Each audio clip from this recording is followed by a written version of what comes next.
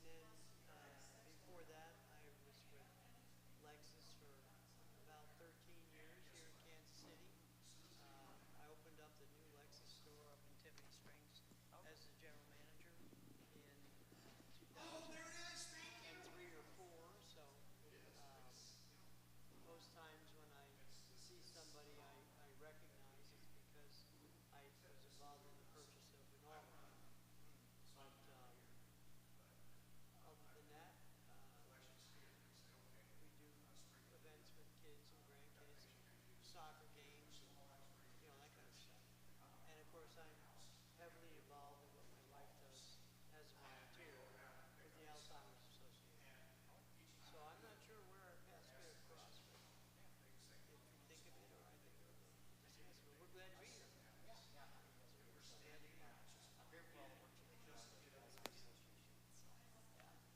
My my daughter in Port Charlotte is a minister, and she's been going to school in North Carolina for many, many years, and is now at the point in her Presbyterian church where she's actually leading church sessions on Sundays.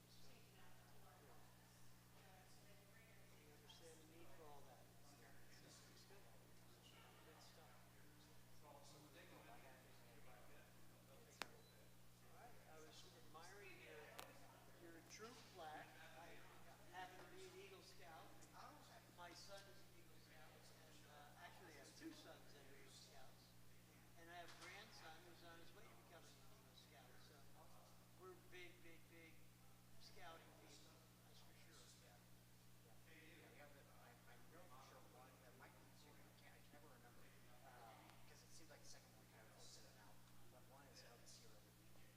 Nice, nice. That's great stuff. Absolutely great stuff. We need more and more of that to slow down some of the problems we have in the world. That's great stuff. There's a lot of Eagle Scouts that come through here. Over 100. That's a good job. Yeah. They don't just give you the badges. You got to work for it. Took me 5 years. A lot of summer camps. A lot of merit badges. It's good experience. I do it again. Sure. Well, thank you very much, Pastor. Thank you so much. I appreciate that. If there's anything I can do to help tonight, I'm just going to sit back here and admire, learn. Good. As long as the support group starting next month, which I do have on my calendar. The support group, where did you want the support group? Where was it going to take place? Okay, wonderful. We do have the option in there to also do Zoom. So if you wanted to have Zoom Do you have as people well, that request that? every once in a while, so we can put it on our website. Sure, sure. If there's anybody, certainly the in-person groups work well, and then of course if there is someone that needs Zoom too. Okay, gotcha. But yeah, that's great. I know in June, I believe I'm at the beach that week that it is in June. Okay. But I'll have someone sit in that month for me. So yeah, I was looking. Of course, yeah. I've been doing groups for a long time in Virginia. I volunteer for the association, and we just moved out to Western Shawnee about 3 years ago. So, but I've been working in memory care for about 15 years. So yeah, and was trying to get out to this area to do some the education and the support groups. So they said, you know what, Nicole, they're looking for someone over there. I said, okay, let's sign me up. So Testing, 1, 2, testing, testing, testing, 1, 2. Hello? No, because I used to live in Falcon Ridge many years ago for about 6 years, and that's not far from here. And I thought maybe we played golf together. So. Yeah, no golf. Nope, no golf. So I'm not a super athletic type. Okay, okay. Where else have you lived in the world? Well, I've been here for 10 years in this area. Before this, I grew up in Illinois, Okay. moving around Illinois, and so Illinois. yeah. Okay. But yeah. Well, I spent a lot of time in the Chicago area in meetings, but in restaurants, of course. But other than that, didn't spend a lot of time in Illinois. Okay. Well, All right. I just thought maybe now we Yeah. could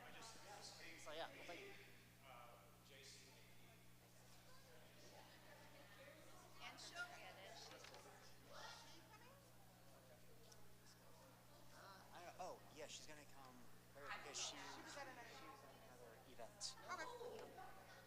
So That's if right. She we, said that. so if we have to move her down, we No, can. we will.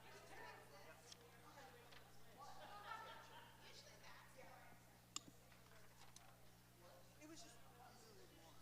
Also, the doors are open. Oh yeah, there's some. All right, well, we'll go ahead and get started.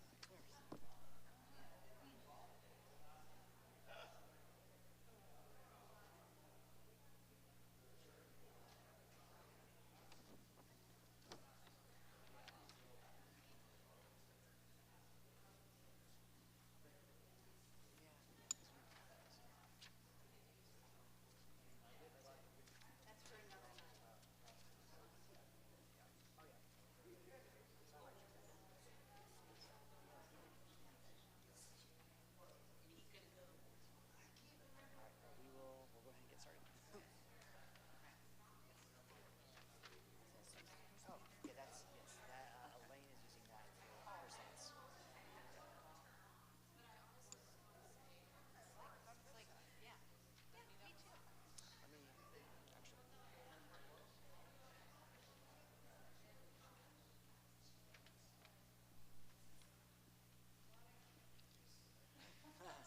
So. Absolutely. Okay.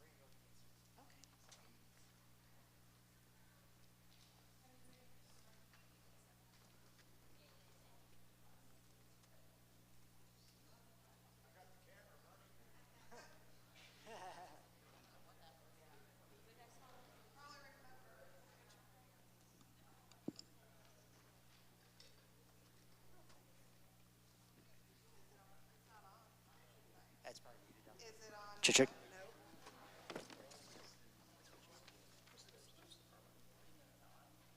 It's on now.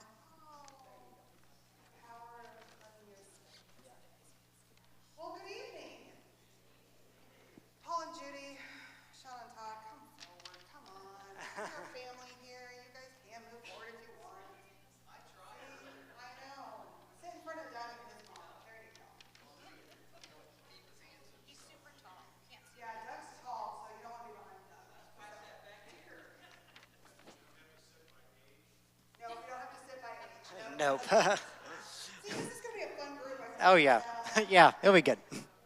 Well, my name is Bailey Manpower, and I'm the pastor of LifeBridge KC, and it is just a joy and a privilege to welcome you all here this evening. Just a little bit about me if you want to know. I care for my mother. I live with her full time. We moved in there about 5 years ago, and so this topic is right on point.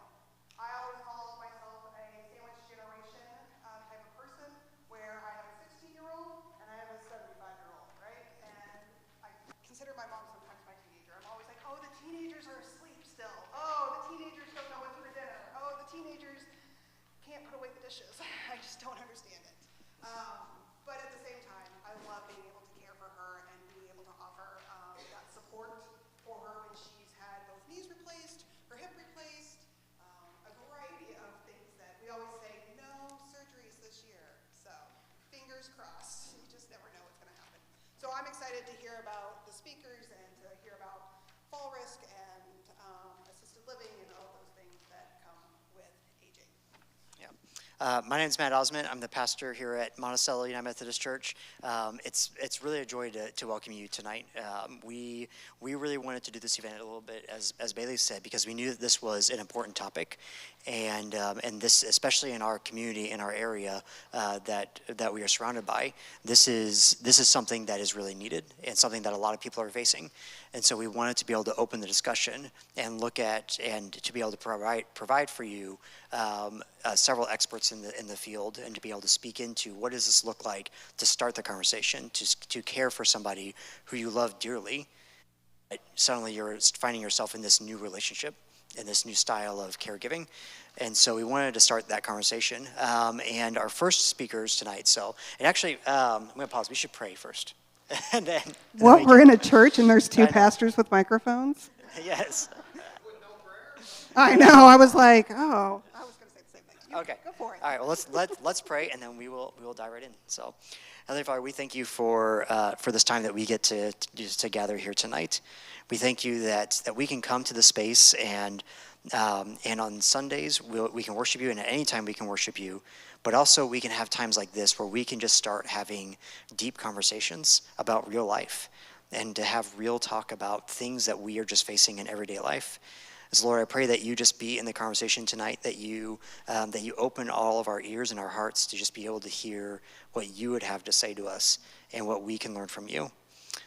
Be with the speakers tonight and just work through them and just guide everything tonight. In Jesus' name, amen. Amen. So before I introduce our first two speakers, I will let you know at the end of this, we'll have an opportunity where we're going to invite all of our presenters back up to be able to answer your questions. And so as you go through tonight, like if you have questions or important things stand out to you, take notes, and you can ask those questions during Q&A at the end. But first, we are going to invite attendance. Oh yeah. So it's like we scripted this or something. So, but no, go ahead and at the ends of the aisle, we typically do this on Sundays, but we're going to do this also for tonight. There's notebooks that just have a place for you to fill out your information. This is for us to know who is here and to also reach out to you as other things and other important discussions come up. It's also Alzheimer's Association will also ask for this as well, so they can know who to contact and if there's any follow-up at all after. And so fill that out if you could, and then we'll collect that at the end. But first, we have Priska Asaro and Nicole McMonigal. Did I say that right? Okay. They are from Alzheimer's Association and have just done incredible work. And really have a passion for discussing and guiding people through Alzheimer's and through caregiving for Alzheimer's, as well as dementia. And you're going to hear a little bit about the differences between those and how those aren't always the same. And Alzheimer's is just a form of dementia, and there's a lot there. We will, and I'm going to talk about this at the end, but we're also going to start an Alzheimer's support group starting next month on the third Thursday of the month. And so if you're interested in just hearing from others and just caring for others who are in the midst of caring for Alzheimer's, that's a place for you to come to that. But I want to invite Priska and Nicole up, and we'll get started.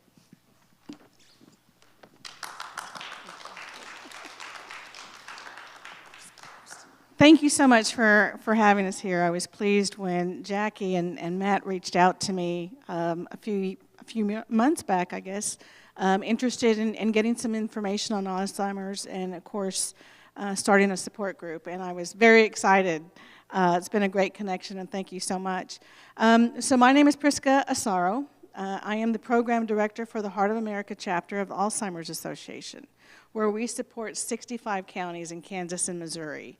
So my title is Program Care and Support Director. So what that means is we go around in all of our counties and we make sure that everyone is aware of the resources, the care and support that we provide at no cost. And if there's something that you need that maybe we don't have, we know who to connect you with.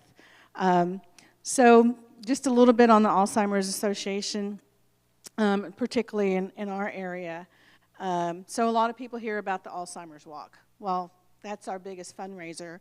And this year it's going to be down again for the second year at the World War I Memorial. And it's fantastic. It's a really beautiful place. So what do we do with that money? A lot of people ask. That money allows us to fund a lot of research. We are the biggest funder in Alzheimer's and dementia in the United States, and we also do some overseas in other international countries. One of the ones that we do is with the KU ADC. KU, Alzheimer's and Dementia Center, is a research center. And so they do different kinds of trials, whether it's diet, exercise, and in some cases, pharmaceuticals as well. And then, of course, some of the other research that we do, pharmaceutical, like I said, some of the bigger medicine developers, we do funnel money in there to make sure that this is something that we can find a cure and find treatment. So what happens with that? We find treatment, we find a new drug, so we want to make sure that everybody can get this. This goes into our advocacy. So in February, we were in Washington, D.C. We were in the capital of Missouri and in the capital of Kansas, speaking with legislators and lawmakers, and speaking with them about, especially in D.C., about including these new drugs as coverage in Medicare. What good is it if we have these new drugs that can help and we can't afford it? So those are some of the advocacy that we do. The other one that we do is care and support and education. So that's where I come in. So I'll tell you a little bit about how I became involved with the Alzheimer's Association. I used to do care management in a hospital on a neurology floor. That was the first time I'd ever heard of Alzheimer's. So if you can imagine, I was experiencing and witnessing the end of Alzheimer's. I had never experienced the beginning. My mother was diagnosed in 2015. And the first place that I went to, because I was in Florida, I had to come to Kansas City to get the diagnosis, I went to the Alzheimer's Association. I didn't know where else to go. I said, give me everything that you have, because we don't know what we're dealing with. So every resource that we provide, I have used or my family has used. So I decided that when the time came, I would work for the Alzheimer's Association because I want people to know that this resource is out there. It's like when you see a new movie and you're all excited and you want to go tell all your friends, well, that's my passion, and that's how I feel about this association. So a few things that we do, and I have all this information on the table back there. We have an 800 number. It's a helpline. It's 24/7. It supports over 200 languages. And this could be a phone call from, you know, I've been really forgetful lately. I can't focus. Should I be concerned? And they'll walk you through this, and they'll explain things. Because maybe it's just your medications are off. Maybe your blood work's off. It may have nothing to do with any kind of cognitive issues that you might be experiencing. So it's good to get those questions answered. You can even call and say, I'm taking my father or my husband to the doctor. What kind of questions should I be asking? What kind of testing is there? And what kind of drugs should I be asking about? All the way to what we call critical care. Now, this isn't 911, but I'll give you an example. Some people that have Alzheimer's will experience sundowners. This usually happens at night. They can become very anxious. They can become angry, combative. It's a whole nother part of Alzheimer's that not everyone is ready to, deal with. So I made the phone call around midnight. I don't know what to do with my mother. Tears in my eyes. Who else am I going to call in the middle of the night? They provided me with tools on how to calm her down and what to ask the doctor when I could get her in there the next couple of days. So like I stated earlier, I lived in Florida. Thanks to my husband, who was incredibly supportive, I was able to resign my position at United Way, and I moved in with my mother for 2 years in Kansas City. That was one of the most rewarding experiences, and then it wasn't. Very difficult, so I understand the desperate need for resources that we have. And what does that look like? Well, we do have support groups. A lot of people aren't all that excited about support groups. How am I going to go out there and share all of my personal experiences with a stranger? Well, I can tell you it is very therapeutic, and you learn all kinds of tricks of the trade, if you will, that nobody tells you about in a doctor's office. So there's different types of support groups. There are some that you can talk with your peers. There are some that if you are diagnosed with early onset, the person that is living with this diagnosis can participate. We also have special support groups, special events. One of them is a jam session that we have at the Olathe Library. The group is called the Forget-Me-Nots. And it is a bunch of people that get together. They may have been musically inclined in the past, so they're playing the guitar, they're playing drums, they're playing the maracas, they're singing, they're dancing. And one of the neatest things is we got a call from the library, I guess maybe a month ago. Next to this group is a children's reading hour. The children kept hearing this music. They wanted to know what it was. So the leader of the children's reading group said, can we go in there and visit? Come on in. So now the children are there playing, singing, and it has just become an extremely wonderful experience for the people that are attending that. We also have Memory Cafe, and Nicole can talk a little bit more in detail about that. but it is also another program that the person that is early diagnosed can participate as well. So we have those two things. One of the things that is extremely important is it takes more than just one person to be a caregiver. You might be there physically 24 hours a day, but who's going to take care of the caregiver? So one of the things that we also offer is called a care consultation. Excuse me. I have 4 siblings. Great siblings. It is so great to have 4 siblings to take care of my mother. On the other side, I have 4 siblings. And we're all getting information from the grocery store to somebody that I know at work to the guy down the street. And imagine getting all different types of information and trying to make the best decisions for your mother and her care. So a care consultation can get the family together, can get the church group together, neighbors together, anyone that is going to support the person that is living with this disease. And they will help with the plan. And it's important because my oldest brother, who after my father passed became the leader of the family, kind of checked out on us.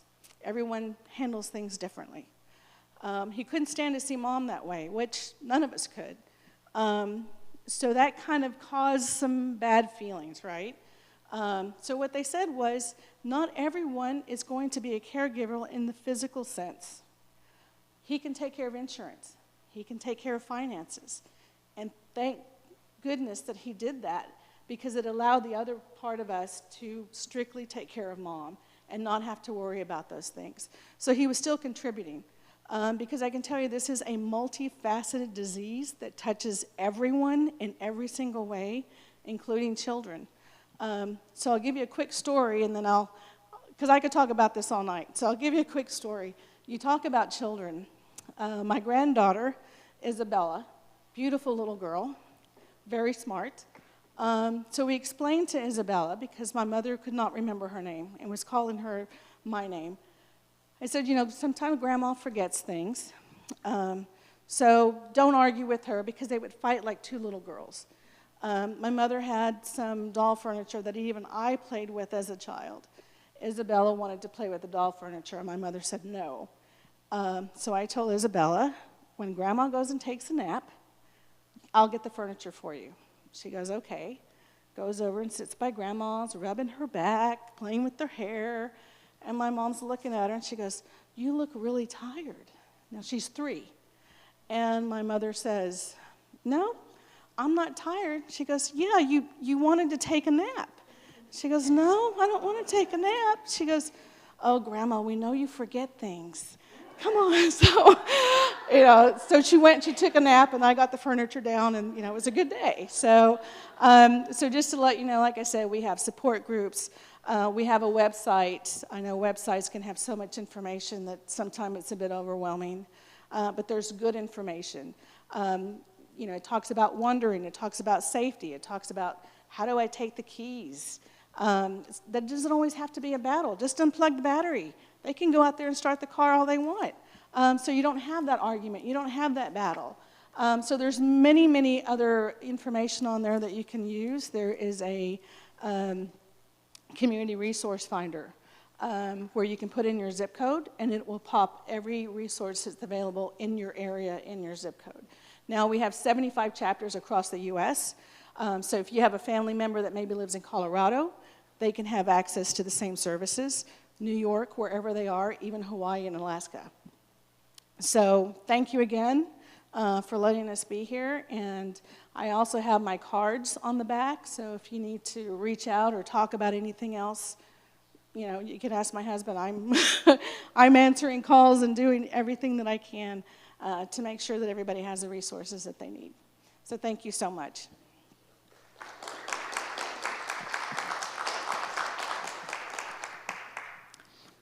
Hello and good evening.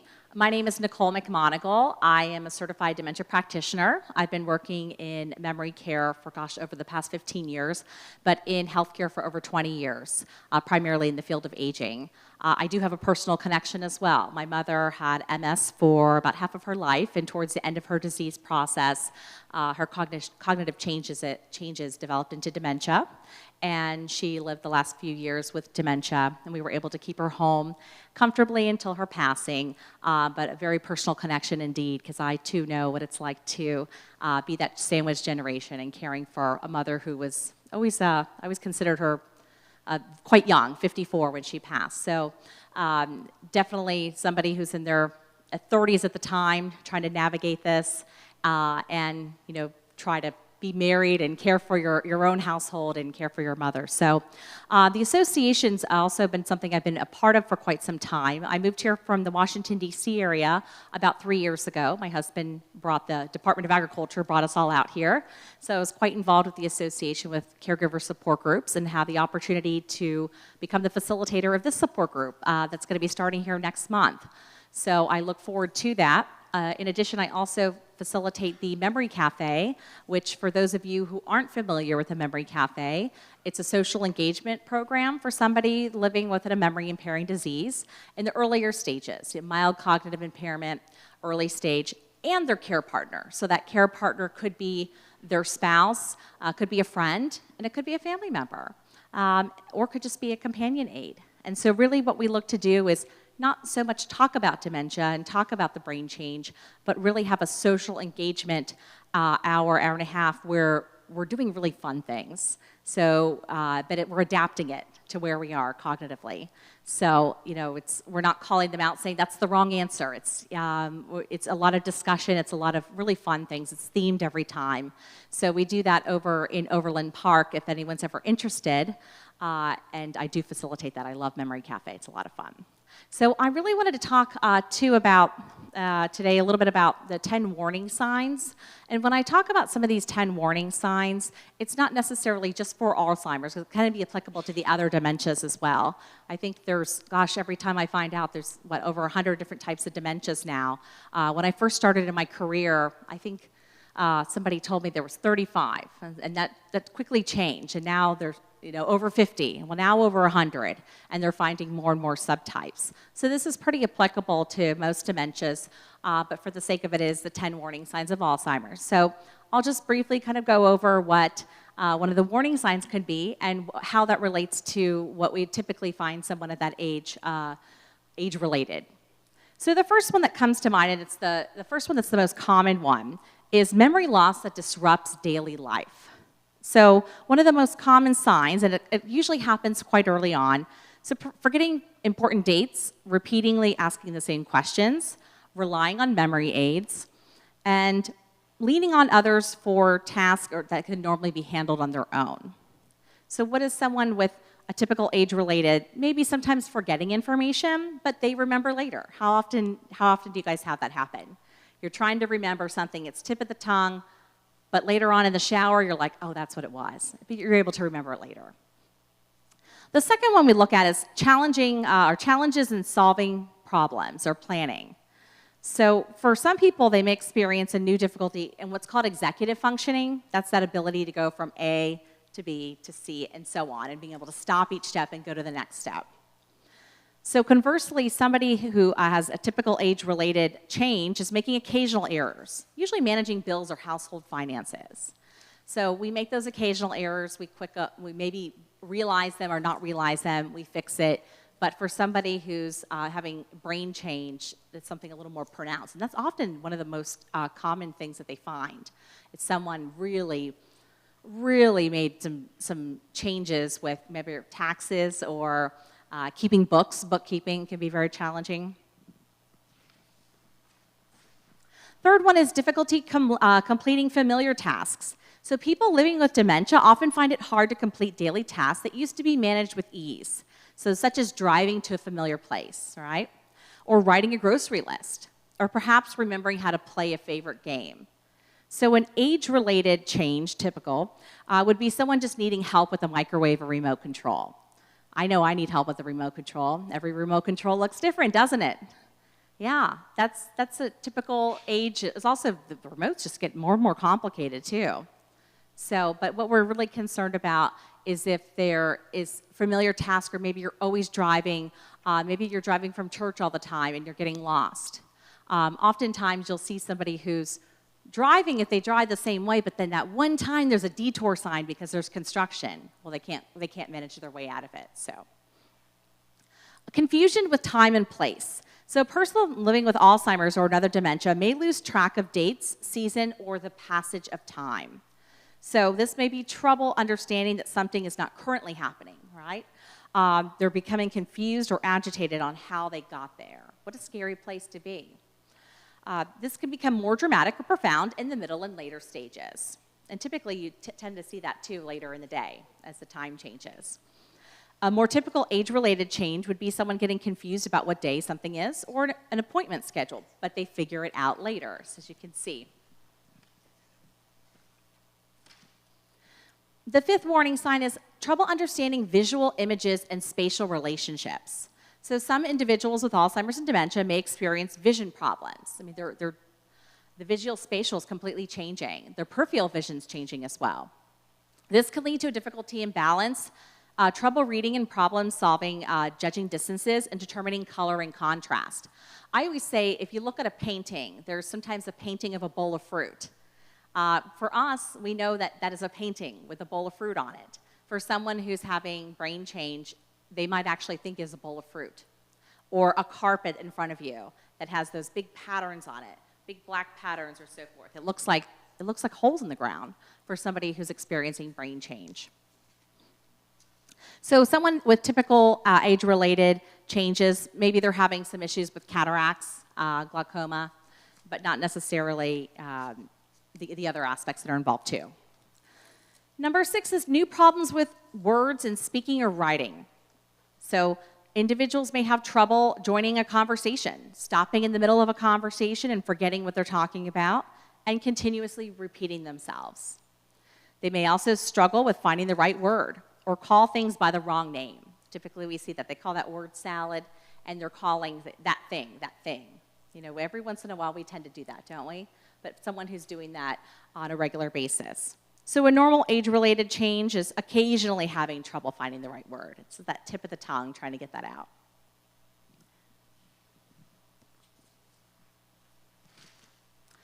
The next one is misplacing things and losing the ability to retrace the steps. How many of you have lost your keys before? How many of you lose your keys on a daily basis? Sometimes. I blame my toddler. I think, oh, I thought I put it over there. So this sign often is a concern in people. People say that to me all the time. Oh my gosh, I lose my keys all the time. I always forget this.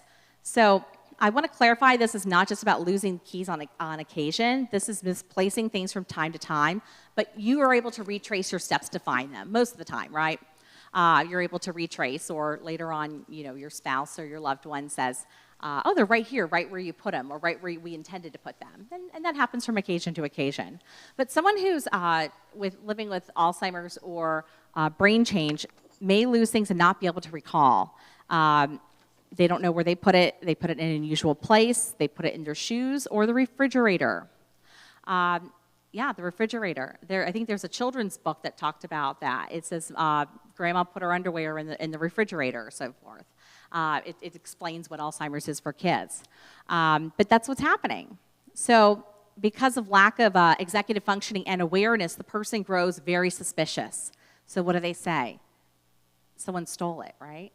Someone stole it, because I wouldn't forget where I put it. Somebody took my money. I know it. It was probably that person over there. So 8 is decreased or poor judgment. So individuals may experience changes in judgment or decision making, such as using poor judgment when dealing with money or paying less attention to hygiene and grooming. So when did you take a shower last? Well, I took one today. Okay. And maybe I haven't taken one in 2 years, but maybe I'm forgetting that I took one.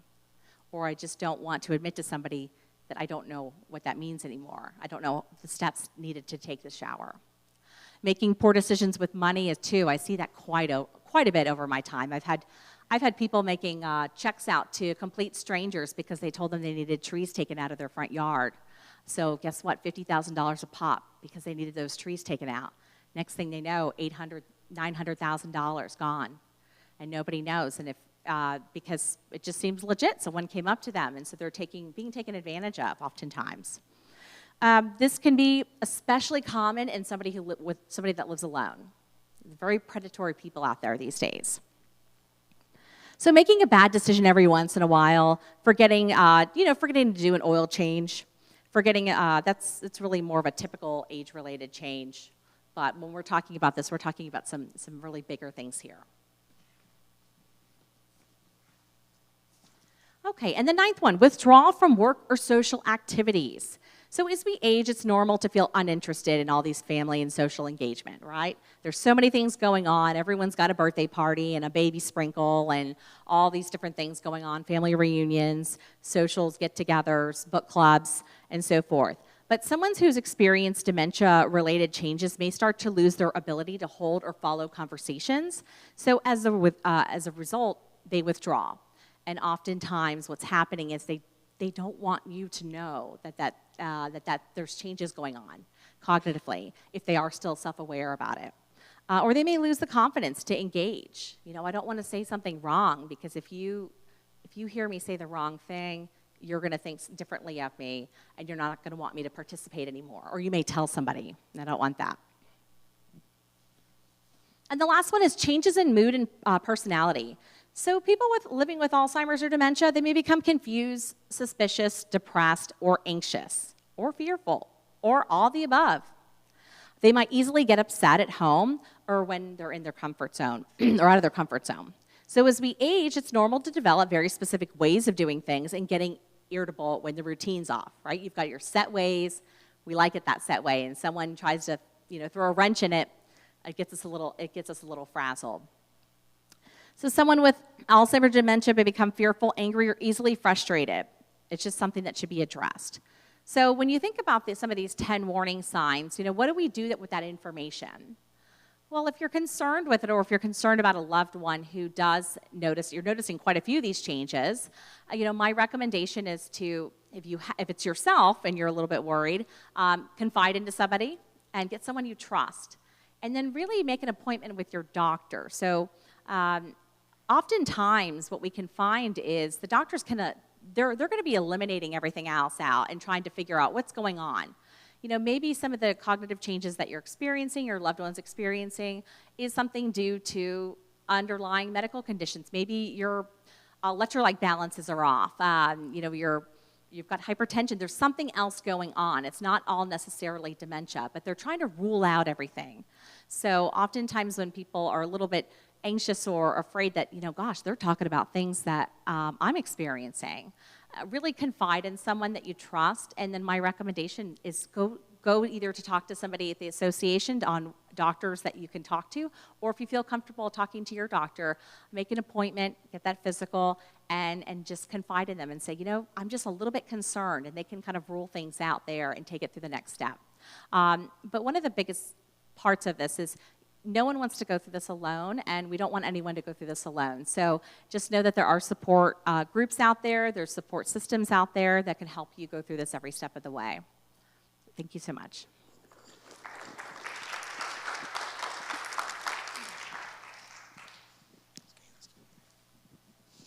Nicole and Prisca, thank you so much for sharing that. So a lot of good information, and so really good just to know those signs to look for, so thank you.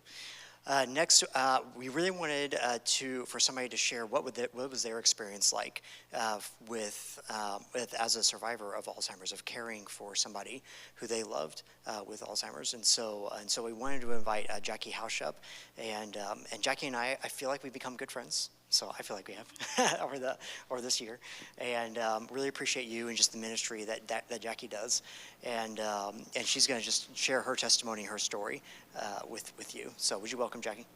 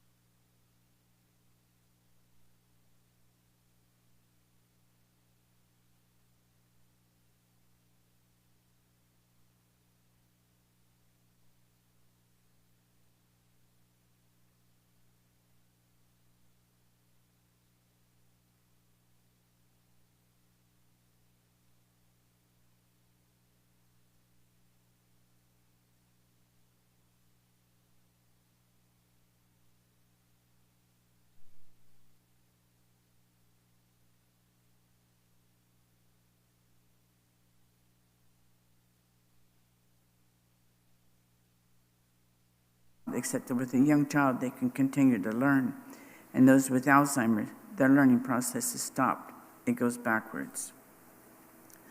I saw changes in the way he ate, prepared his own plate, or when he questioned what the food was on his plate. I finally wrote a letter to the doctor explaining what was happening into his home life. We had a meeting. She prescribed Aricept for him, which didn't slow it down at all. The Namenda, she tried that. The scary part is I watched his mother. She had lived with us a short time, and as she struggled with and I know what is in store for him. It's not a pretty picture. Part of me wishes that something would happen and he would not have to get as bad as he did before she died to that disease. I grew up believing in God, and I still do. I also realize that he will be with me, and was with me through the pilgrimage. He will walk beside me, and when necessary, he carried me over the rough spots. With this knowledge, I suddenly realized I could do it. I made it through yesterday, I made it through today, and I'll make it through tomorrow. The changes one has to make in everyday life, church, restaurants, even home, can blow your mind away. After a couple of years, I even began to wonder if I had the A word. I realized it was stress. I had to give up expecting him to go to church with me on Sunday morning, but he loved choir on Wednesday night. He could read music and sing his tenor part and even harmonize. But come Sunday, he wasn't going. Fortunately, our choir director was aware of the issue, so I went to church without him. And I felt comfortable doing that because I could leave him for a couple hours. He'd stay in his chair and not be a problem. Then when I get home, he might ask me about church, or he may not even realize I'd been gone. A real ego buster. I would take him to the doctor, and fortunately, he was willing to go, but he would be confused as to why he was there. He struggled with diabetes and congestive heart failure. He still could mow the lawn. He knew how to use the tractor, although the yard would be mowed in segments. And this was a man that was very particular. Not a weed would be left standing when he was through.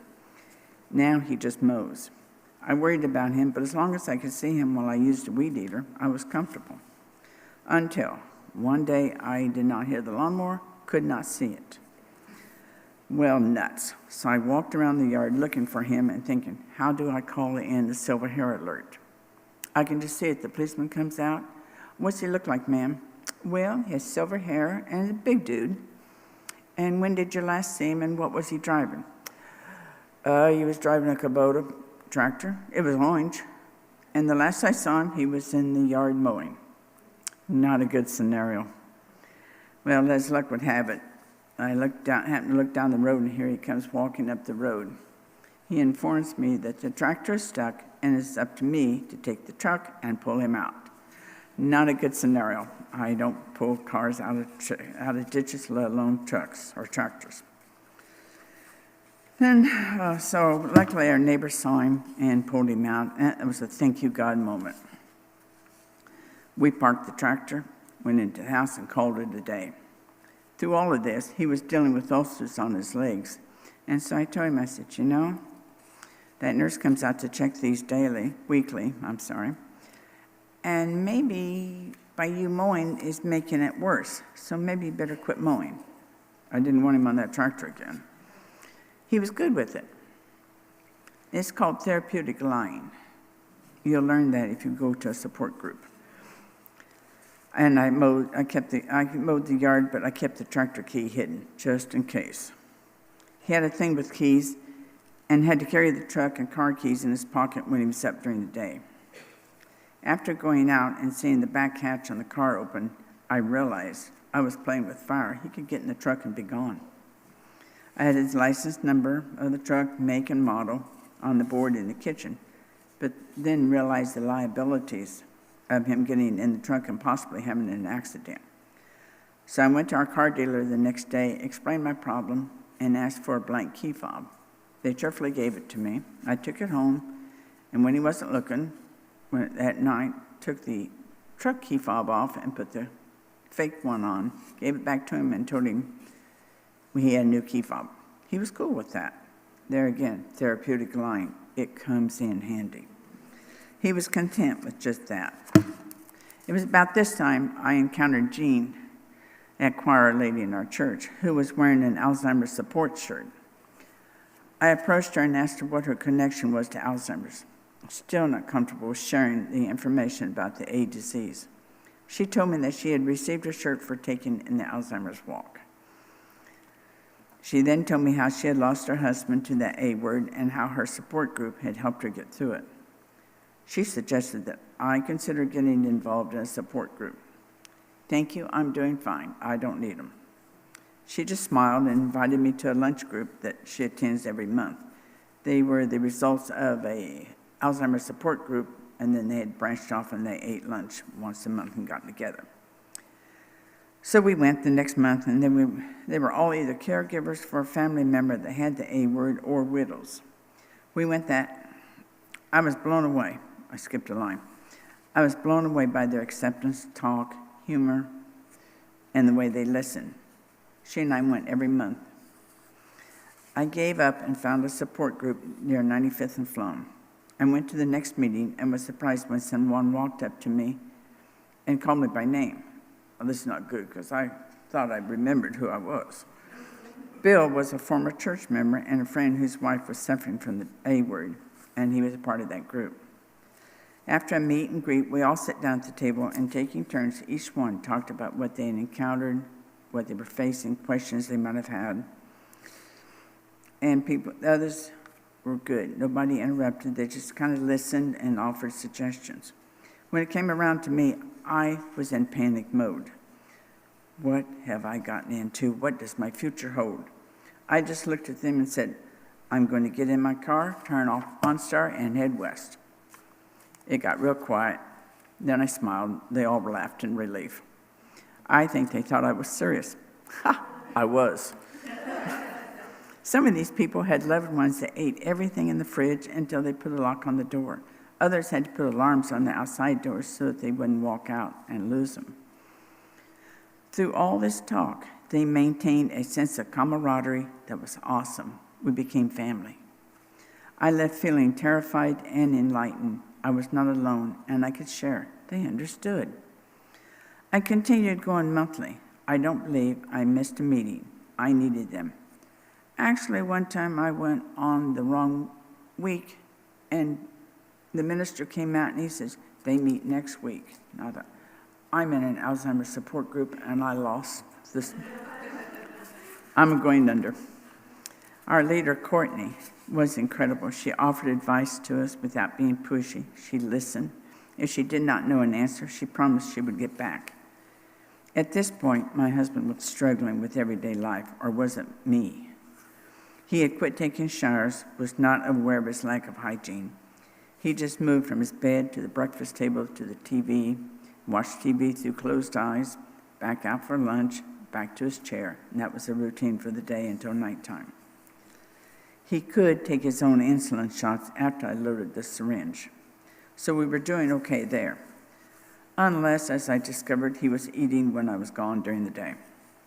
I was also trying to help my mom, who had moved to an assisted care facility, so I would be gone for a few hours every week. At least that answered the blood sugar fluctuations. The interesting thing about people with that A word is that they can converse with outsiders, and most of the time, they would not be aware of his problem. There seems to be a gift? I don't know, but people would not be aware that he suffered from A. I learned through my support group that it was okay to be angry, frustrated, and there would be times when I wanted to have a pity party, cry, or just give up. There was one time I got angry with him. I'd been pushed to the breaking point, and I looked at him, forgive me, God, and told him to go to hell. He stopped cold, looked at me, and he says, well, I'm not going. We laughed. But there were times when I leaned on God and realized that he was there, sometimes walking with me, sometimes holding me, sometimes carrying me. I did find out through our support group that I should start checking for care centers now and get on their waiting list, as they usually had a waiting list for people to be admitted. If a space becomes available, you don't have to take it if you're not ready, but when the time comes, you are ready, and you'll have all your information that you need. So I started looking for a home. Dear God, what am I doing? I am thinking about moving him out of his home, a home where he had lived for 30 years, raised his kids. What will it do to him? Can they take care of him as well as I do? Will he survive the move? Talk about guilt and panic to the power of 10. I can't do that to him. I promised to be with him through sickness and health for over 40 years ago. Back to my support group, they assured me I was making the right choice. Remember, you are just checking into the availability of a care center. Okay, I got this. I am just checking for one now. A couple days later, I called the Piper, an assisted and memory care center over off 113th and Parallel. I went to visit them. It was impressive, clean, and it was a great location. He would be able to look out the window and see green fields.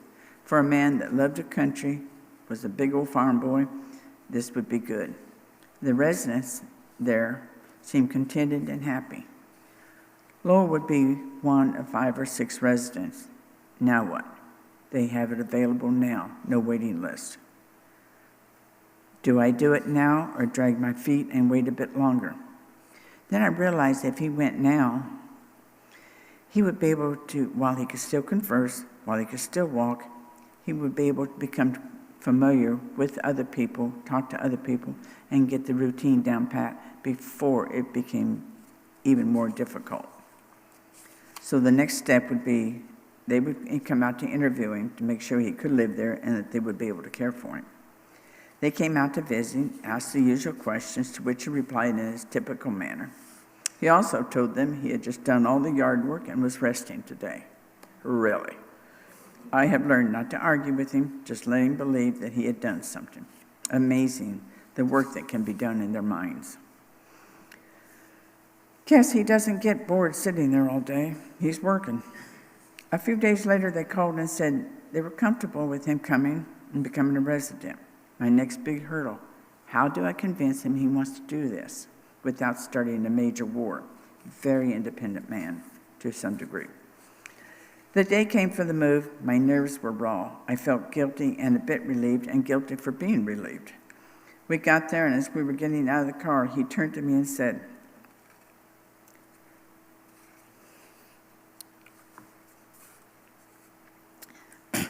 "Is this where I'll be staying now?"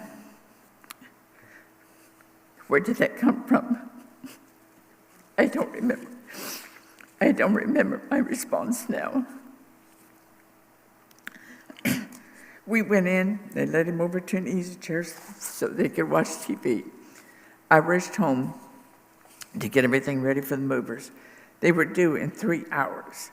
I made it, the chair, the TV, trash can, cleaned off the book, dresser, forgetting words, dresser, and cleaned everything out. And they said, no problem, he can leave his stuff in there. And I said, no, he collects knives. So we got back to his apartment. We were able to set it up similar to his seating space. He had the chair and the trash can here, the table here, and the TV out there. We were able to pretty much duplicate it. We took him to his room. He promptly sat in his chair and asked for his remote. That easy. The hard part was leaving him in his new life. I wanted to take his hand and lead him back out to the car. Remember, I told you earlier that he could talk to people that did not know him and they would not be aware that there was a problem? A few days after his move, I received a phone call from a gentleman that started the conversation with, "I have a price for you." What price and what are you talking about? He then went on to say how he had come by the house, talked to my husband, and taken measurements. Now I'm mildly panicked. What on earth did he measure the house for? Siding, roofing, or what? I very calmly told the man I had no idea what he was talking about, and he needed to let me know what he was pricing for us. He then gave his name and said I had talked to him earlier about an air conditioner. I'd forgotten about that. Oh, big relief. He went on to tell me that Lowe's said we need a 4-ton unit, to which I replied, no, a 3-ton. Long story short, the man was legit, installed our air conditioner, but he was totally unaware that he had a problem. Now I'm wondering how many calls did he take? Things went well at the Piper after the first week. I had gone in to visit with Loa and found out that they were not giving his insulin shots correctly. Promptly asked for the resident nurse, who was not available at the time, so I went straight to the front desk and refused to move and leave until we got this straightened out. It got resolved, and I visited him, as a rule, about once a week after church and was able to eat dinner with him. That was always proved interesting. He would sometimes get up, and I'd be waiting for him to come back, and finally, in a panic, go look for him. He was in his room watching TV. We were able to visit with some of the people there and had some really interesting stories that proved to be the same every week. There was one sweet lady there that had a crush on him, but he assured her that he was a married man. I was lucky. He never forgot Tom, Cindy, or myself. He started going downhill about 6 months later. Hospice was called, and he passed away the first part of 2017, about 7 months after he was admitted. I knew it was coming, but when I got the call, I was crushed. I called Courtney, our counselor, and told her about his death and that I would not be able to attend our late Christmas party that week. She understood and gave her condolences. I called my son, Tom, came by, picked me up. We went over to meet my daughter because we had to break the news to her at work. Then went over to the Piper and took care of the necessary paperwork. That evening, after I got home, I called Courtney and asked if I could come to the party because I needed them now more than ever. That support group was so important. I went to the party and was able to enjoy myself. They did not dwell on the sadness or the loss, but his release from Alzheimer's. I cannot emphasize enough the importance of a support group, be it Alzheimer's, grief, or caregivers. I don't mean to step on your toes, but I got to share this. One can freely discuss their problems and not be judged for what they say or think. Something that helped me get through this was writing about it. At the beginning of 2015, I started writing my pilgrimage, a journey with a spouse that has Alzheimer's. My faith and trust in God, my family, and my church family was the other part. There were times God was silently walking with me, and other times he was carrying me. From my own experience, I want you to realize if you're a caregiver for whatever reason and you feel a care center is the answer, check into it, talk to your support group, follow your instincts. A caregiver has a life too. Don't let anyone guilt you for your decision. They have not walked in your shoes. I have seen caregivers die before the one they are caring for because they put themselves on the back burner and did not take care of themselves. Your loved one that is left behind is now at the mercy of persons or people that have not been able to care for them. And they have to make some snap decisions to find out how they're going to do it. So don't put them in that spot. If you choose to take care of someone, take care of yourself and accept help, be it another person or an adult daycare, but accept help. Thank you.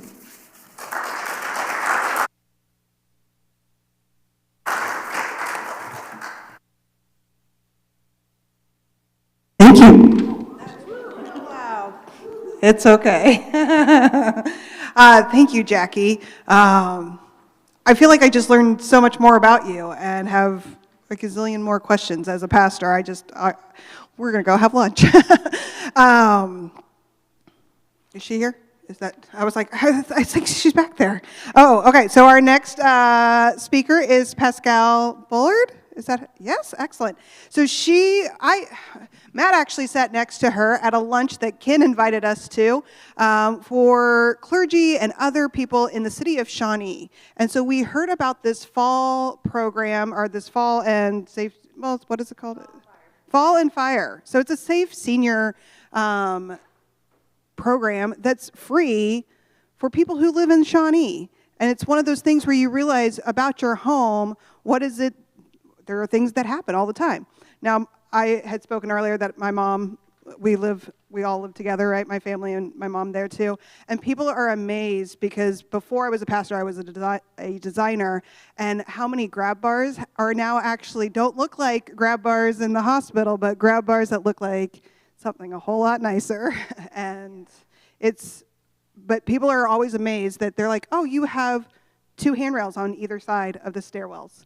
Oh, you have grab bars in the bathrooms. Absolutely.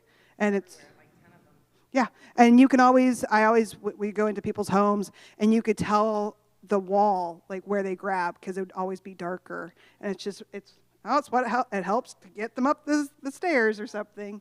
And so I'm excited to hear about this and this program that the city of Shawnee puts on. So I'm excited. So I'm not going to, my name is Pascal. My folks are from Europe. They came over. Am I talking? I have a really loud voice, so I feel like I'm screaming. It's okay? Okay. If I do, somebody goes, shh, take it down. I get in trouble at work for talking too loud. So, but I'm happy, right? I'm running around. So anyways, I think this is super cool to be here tonight. I'm so happy that I met Matt through the Community Faith Partnership Group with the City of Shawnee. I am a city employee, and I have a couple different roles there. That's the boring part, but I will tell you that I do provide internal wellness programs. Everybody thinks I'm kind of like a school nurse and a company nurse, but I'm not. I'm a nutritionist and a wellness coach. And what my main focus is to meet people where they're at and help them with their wellness journey. The other part of what I do work-wise is really cool, and that's what I'm here to talk about tonight. I am not going to get through all of this tonight, but I want to give you a taste and a flavor of what is available to Shawnee residents. It is only for Shawnee residents, and I do have people that come to some workshops. And I would say check with your city that you live in to see if something like this sparks your interest. So with that, those are the 2 different things that I do. I work internally with the Employees for Wellness, and then I work with the fire department to help with we call it the Safe Senior Program, right? I mean, isn't that a cool name? So the first thing I want to say is to tag into what you said is bathrooms are awful. Does anybody want to fall in a bathroom? Isn't that just the worst place to think about falling? It's terrible. There's so many sharp edges. Toilets aren't sharp, but they're porcelain, right? So you're going to crack your head open on that. People grab onto towel bars, which break, right? And you're right, you can see where people are holding on. What we do with the Safe Senior Program with the City of Shawnee's program is we actually go into people's homes and we help them make their homes safe. We do stuff with fall prevention. We also do some stuff with fire prevention, too. And I do want to tap on that as well. Is everybody here a Shawnee resident, just out of curiosity? Oh, some people are, though? Okay. If you're not, again, reach out to your city and see what they can provide. But there's really good information that you can take back. You guys aren't here just because, like, you're bored, right, tonight. You're here with an intention and a purpose. So if you're here tonight, you're interested in either what I have to say or what one of the other speakers had to say about Alzheimer's or their journey and their story. So I think you're in a really good place, and my hope is that you'll leave here going, oh, well, I mean, I just learned something listening to you all speak. I learned so much, a lot of aha moments. So I hope that I can bring you some aha moments, whether you're a resident of the city of Shawnee or you're not. It doesn't matter. Looks like I have a lot of notes I'm going to read off of this, but I'm really not going to, but I might just a little bit. So what we do with the City of Shawnee is we have our Safe Senior Program, and with that, we go to our residents' homes, and we're trying to set up people's homes so that they don't fall, not just in the bathroom, because we have residents who are falling all over the place. Why do people fall? Well, maybe they're wearing flip-flops. Cute, but they're not real functional, right? Maybe they have cool little throw rugs sitting around their homes, right, that they've had for 20 years, and they're really attached to them. I get it. I have the same thing. We're the people that say, can we hang that on the wall instead, right? Like, let's try to get it off. Maybe we have throw rugs that are all cotton that they got when they were on a trip to Mexico, but they're a really big slip hazard. Or they have tile floors outside of their shower. What happens when that gets wet? Very, very slippery. So we're the other set of eyes. For people who have had kids, you're like, look both ways before you cross the street, right? We're the people that say, let's do some things here that you already know. We're going to be moms here, and we're going to say, here's what we think you should do. So let's get that throw rug, and let's replace it with one that has a slip-resistant back to it. We're trying to reduce the number of falls. Somebody made a really good point, and I can't remember who was speaking about I think it was you when you were talking about your story about our fire department and when they go out and they do a lift assist. We are all about taking care of our caretakers. Because the fire department, while absolutely call the fire department no matter what city you live in, if you've had a bad fall or if your partner, spouse, or a loved one has had a bad fall, they will come and lift that person up carefully. It's what they're good at, right? Even in little bathrooms, they're very good at it. The fire department does not want to have to do a lift assist on a caretaker too. So when you talked about getting into an appropriate place at the right time, it's true. I mean, they would come and do it happily, right? But if you're injured, there comes a time and a place when it's time to get some extra help and to say, you know what, maybe you should reach out for some help because it's maybe not so safe for you to bathe your spouse anymore, to get that person in and out of the shower. It gets really tricky, and it gets hard on the caretaker, and it puts them in danger. And again, the fire department of any city will come out and do a lift assist. They're really good at it. They're the pros that get an A+, right? Would I be really good at it? Probably not so much. And they don't want to have to come and lift up the caretaker too. So we try to, again, be the moms and the dads and say, you know what, let's look both ways before we cross the street. Let's take up these throw rugs. Let's make sure our stairs, how many people have stairs in their homes or you go visit a loved one? Is there stuff on the stairs? There's almost always stuff on the stairs. If you tell me no, you're lying. So getting rid of the stuff on your stairs is really, really important, especially if you have senior loved ones who come to your home and they have to go up and down the stairs, which is tricky enough. So having the 2 handrails is really, really important, right? Clean stairways. We see people trip and slip on their stairways all the time. Here's another thing we talk about when we meet with our seniors. We usually ask them, we walk into the home and we kind of do an assessment. We usually talk to the caretaker. Sometimes somebody doesn't have a caretaker, so we're a resource for that person too, to help them get assistance, to make sure they feel like they're getting good medical attention. And if they're like, I don't think so, we try to encourage them to reach out and to find a different personal physician to take better care of them. Everybody wants to feel good about their doctors, right, and who they're seeing and who their healthcare team is. So we're trying to increase this confidence a little bit. So we work with individuals who don't have a lot of resources, and we work with people who have a lot of resources. Either way, when somebody's going through this or somebody's going through falls with a loved one, for no matter what the reason is, it's hard and it's overwhelming, and people don't know where to start and they don't know what to do. So we're kind of like the first set of eyes. So let me go back to it. We sit down with the caretaker, we sit down with the person who's stumbling, and one of our first questions is like, where are you struggling? What's hard? We just had a safe senior home visit yesterday, and the individual, what a nice man, his wife's taking care of him, and he is having trouble in the bathroom. They have the cleanest home, no clutter, wide spaces for walkers, right? We're not having to move stuff out of the way, which is really, really nice. But he was falling in the bathroom a lot. He had did you see me walk up with this? I know you did. What's this? Commode riser. Okay, this is not my favorite type of commode riser, but it is one that I can carry around. My favorite ones actually have bars that come down the sides and go into the ground, but this is a really good one. Anybody have teeny tiny toilets in their house? They're little, aren't they? When you replace a toilet, put a king-size one in there. It's not a bad thing. It elevates the seat, makes it easier for people to get up and off the commode, right? So the Safe Senior we visited yesterday, he was falling when he got off the commode. So we suggested, hey, getting one of these.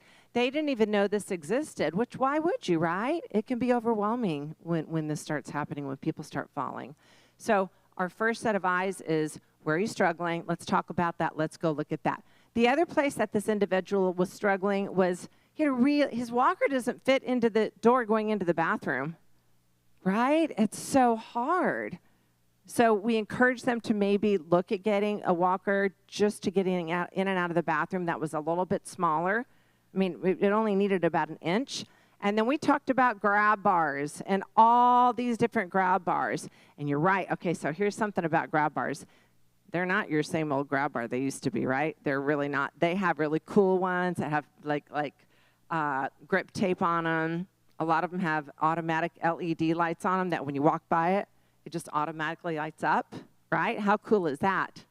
And how important is light? So important, right?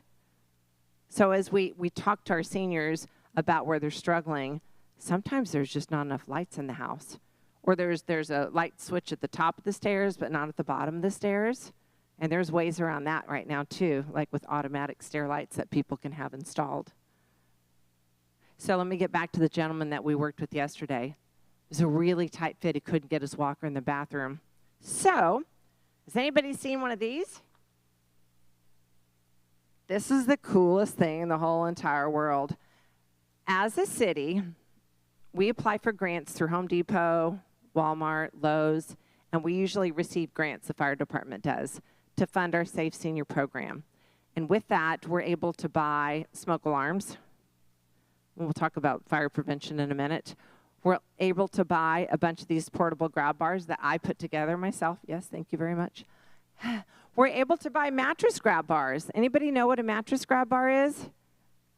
Between your mattress, so if I'm getting up out of bed, it just sits right here. And I can hold this and get out of bed. We have a lot of our seniors who it's like slippery, right? You're getting in and out of bed, especially if you have a nice foam mattress, makes it a little bit tricky. So these grab bars can go next to your mattress. They can go next to a kitchen table. A lot of kitchen chairs don't have handles on them, right? Arms. It makes it hard to get out of that chair sometimes and sit down. So we see our seniors fall getting out of chairs. And how about those nice lazy boys? Pretty comfy, aren't they? But I get this. We have seniors that sit in their lazy boys, and here's what they have to do to get out. Right? Got to get a little momentum. That's because I've sat in that lazy boy for so long, and it's so padded, and I put a little indentation in it, and makes it tricky for me to get out. So we see our seniors falling out of the lazy boys too. So if we can be of assistance and say, oh, that's where you're struggling, let's try looking at one of these portable we call them portable grab bars. And I have flyers on these at a table, so you don't have to write any of this stuff down. I'll have the information for you afterwards if you want to swing by. But these are amazing. So as we talk with our seniors and we see where they're struggling, we're able to make suggestions. We provide grab bars free of charge through the city of Shawnee too. So we come and we do an assessment again. We find out where the struggling points are. The gentleman that we went to his home yesterday, he actually had little handlebars, like little drawer handles all over the place to help. And they weren't the tiny ones either, right? Like they were big, like big kitchen cabinet handles. And that's an easy fix for a lot of people. So we're here to make life a little bit easier with our Safe Senior program. Some of the other things that we encourage people to do is we always talk with people, like I said, about do you feel like you're in good medical hands? And they're like, yeah, I do. Well, what do you feel like you're doing? How do you feel like you're doing? Well, I'm not doing my PT, and I'm never going to do it. So we do try to encourage people to stick with their physical therapy. And we encourage people that have never met with a therapist because they're like, my balance is off a little bit, and I'm not sure what's going on. So we encourage them to attend some balance classes. Advent has some great balance classes. We have some at the City of Shawnee. I teach it. It's a great class to help people stay on their feet a little bit more. There's a lot of resources out there that people just don't know about, and that's my job to provide that. So working with your physician, working with therapists. Do you know that therapists will come to your house? They do. They come out, right? And then they work with people even on simple things. Like, so say that I'm having trouble getting off and on my mattress, right? Like, I wake up in the morning, and I don't just try to jump out of bed because then my blood pressure might get too low and boom, down on the floor I go, right? So I sit up on the side of my bed. I kind of wiggle around a little bit, get the blood flow to my head. But let's say it's really hard for me to stand up. So what do? We come in with one of these. We give them one of these. They're able to get their grip a little bit better, hold on to something, and then pop out of bed and hopefully not fall to the floor. We had one of our first Safe Senior visits was a 96-year-old gentleman, and he cracked me up and he said, I just fall to the floor. I slide out of my mattress, and I'm just flopping on the ground like a trout fish, and I can't move.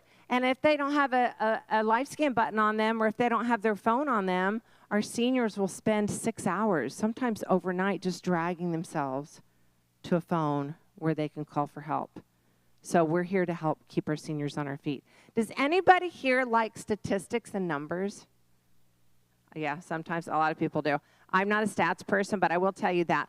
So when we go out, and I think we've met with over 120 of our resident seniors in the past almost 2 years, we've seen almost a 75% reduction in the number of lift assists for individuals who we've been able to come in and help provide grab bars and portable grab bars and awesome commode risers.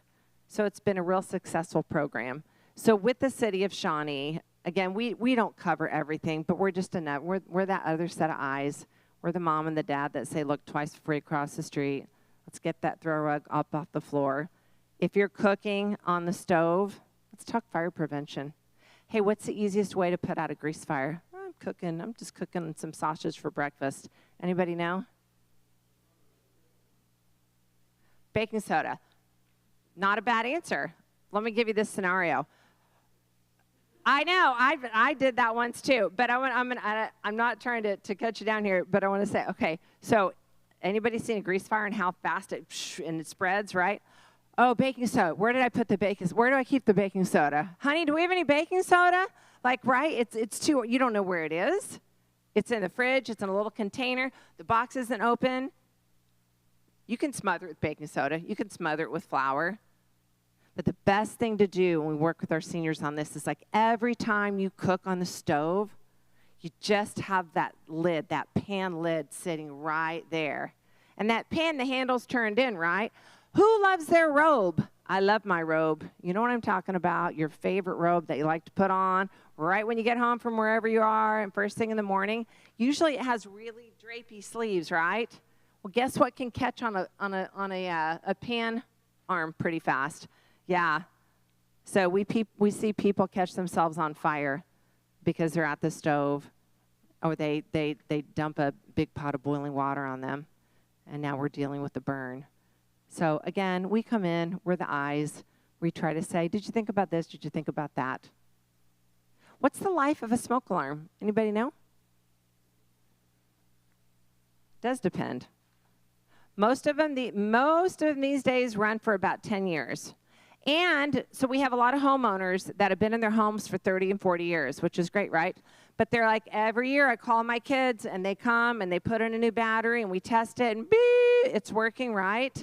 But I've been here since 1975, maybe 1978. I know it looks a little bit yellow, but it's working just fine. Well, guess what? The detecting mechanism doesn't work so well anymore. The beeper mechanism is going to work. So if you have old smoke alarms, please make sure that you get some new ones installed. The ones that they make right now, not the interconnected ones, well, those too, but just the regular smoke alarms that you can easily install have 10-year batteries in them. The fire department gives those away for free. If you're not a Shawnee resident, find out from your local fire department if they can come in and do an assessment, and they'll tell you, oh yeah, we should probably replace these, or they're okay.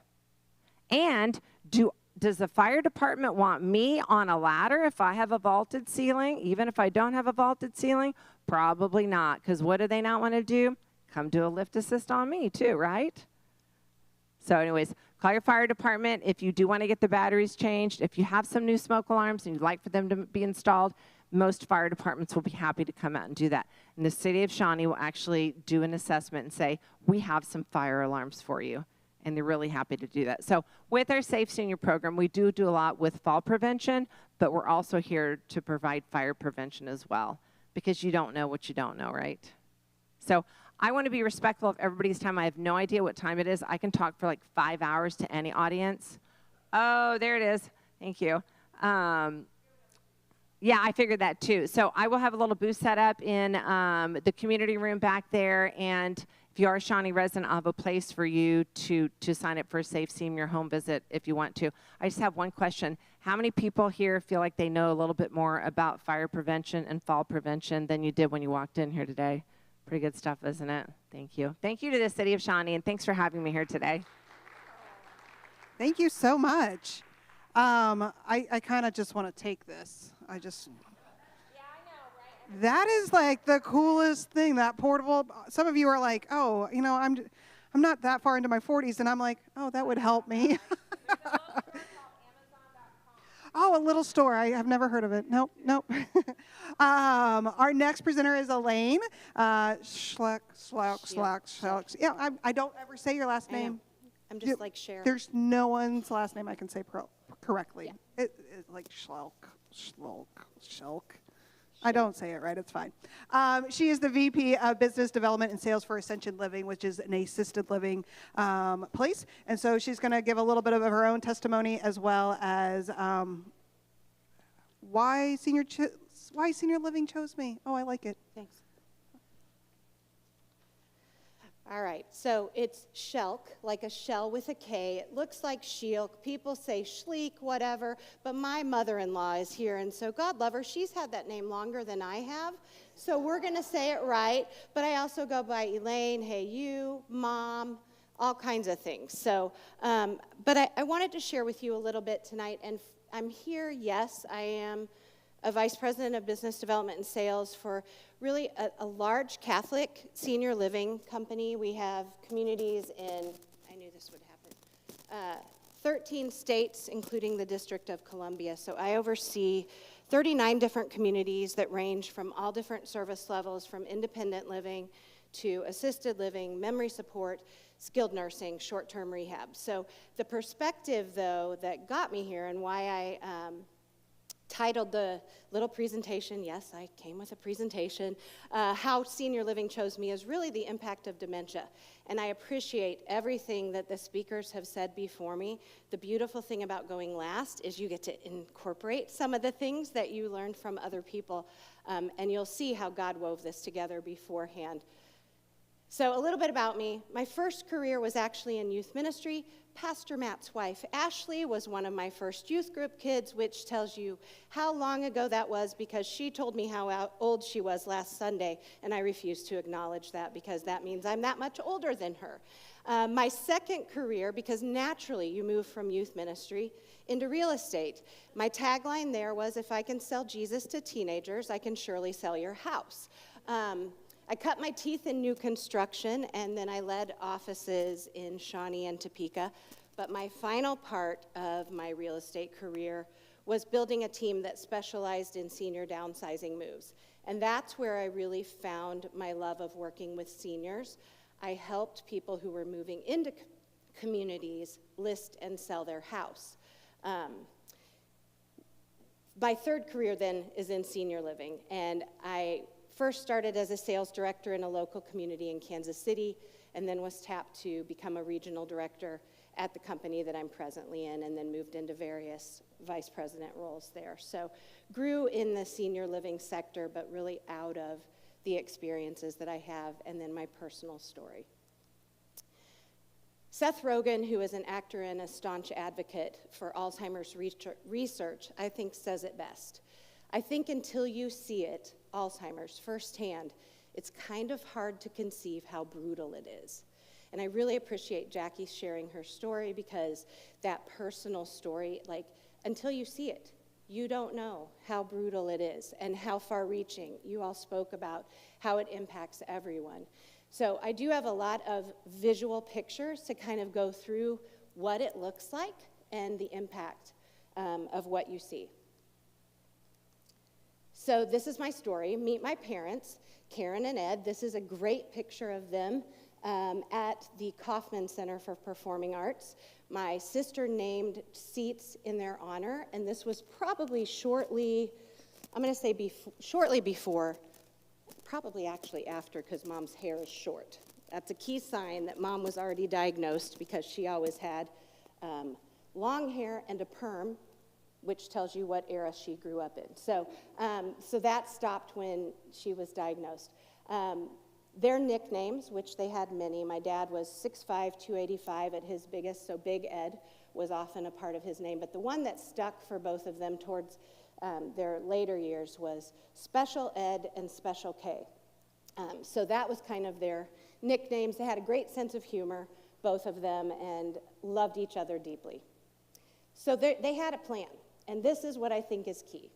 Their plan was, they didn't know first off to call Pascal in the city of Shawnee, because I don't think the Safe Seniors program existed around 2005 when they sold their home of 28 years in Shawnee and moved to this single-story, maintenance-free living, close to their church, close to both of their works, and close to my kids that were their grandkids in town, because I stayed in town, to be close to them so that they could help raise my kids, right? I thought. Best laid plans, right? So this was their plan, and they had made it happen. They loved the villa, and it really was a good fit for both of them when we made that move. A side note, they were my most difficult real estate clients, and you can imagine why. Because when it's your mom and dad and you're selling the house that you grew up in, and your mom says, but you loved that wallpaper.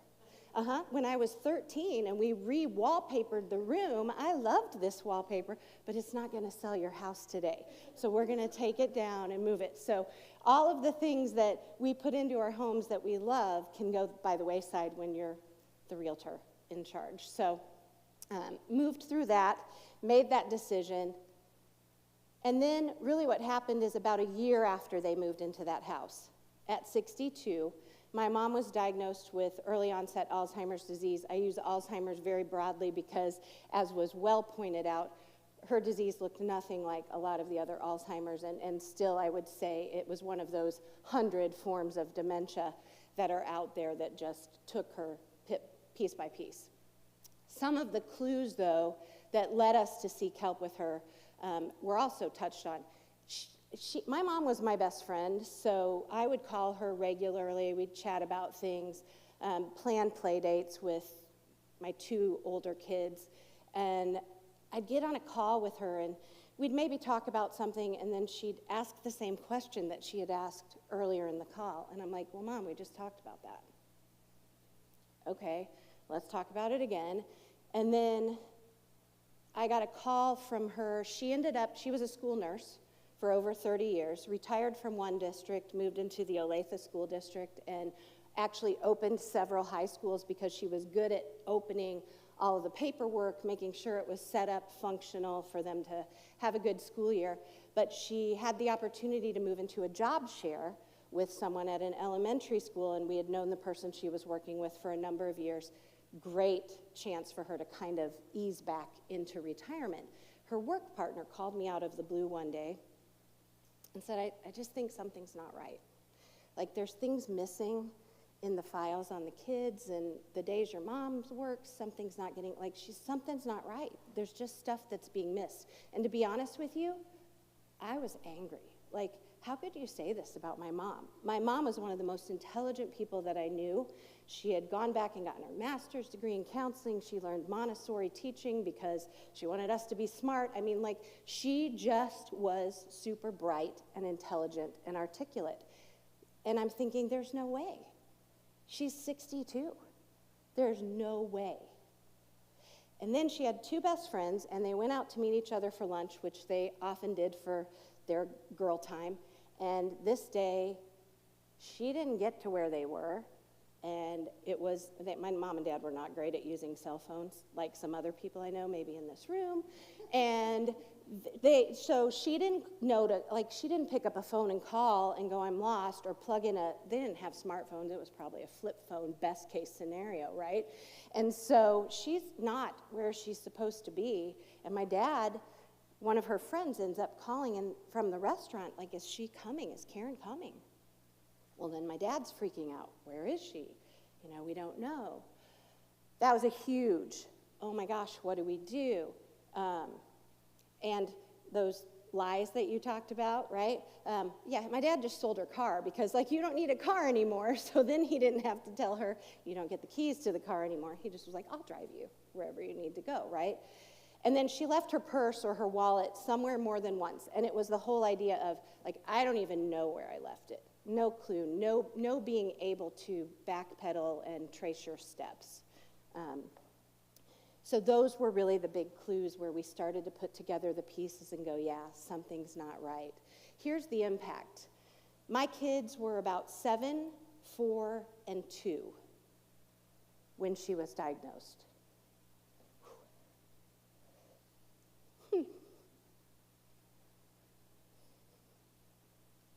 I was 35, and I really built my life coming back to Kansas City on being close to my parents because I wanted my kids to be close to grandparents. So I lost my best friend really starting that day. Our calls were never the same. I couldn't ask my parents to care for my kids because they had enough stuff on their plate, right? So my mom was forced to retire, and my dad began the journey of caregiving, which shortly thereafter forced him to retire.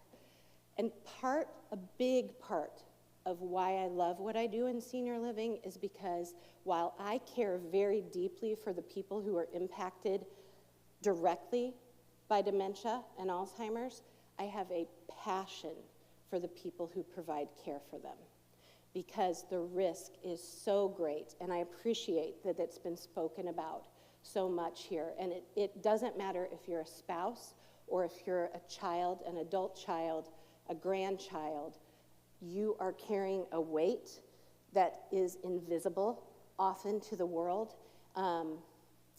Watching my dad lose the love of his life piece by piece was devastating, and everything changed, including my mom's appearance. So you saw the picture of them at the Kaufman Center.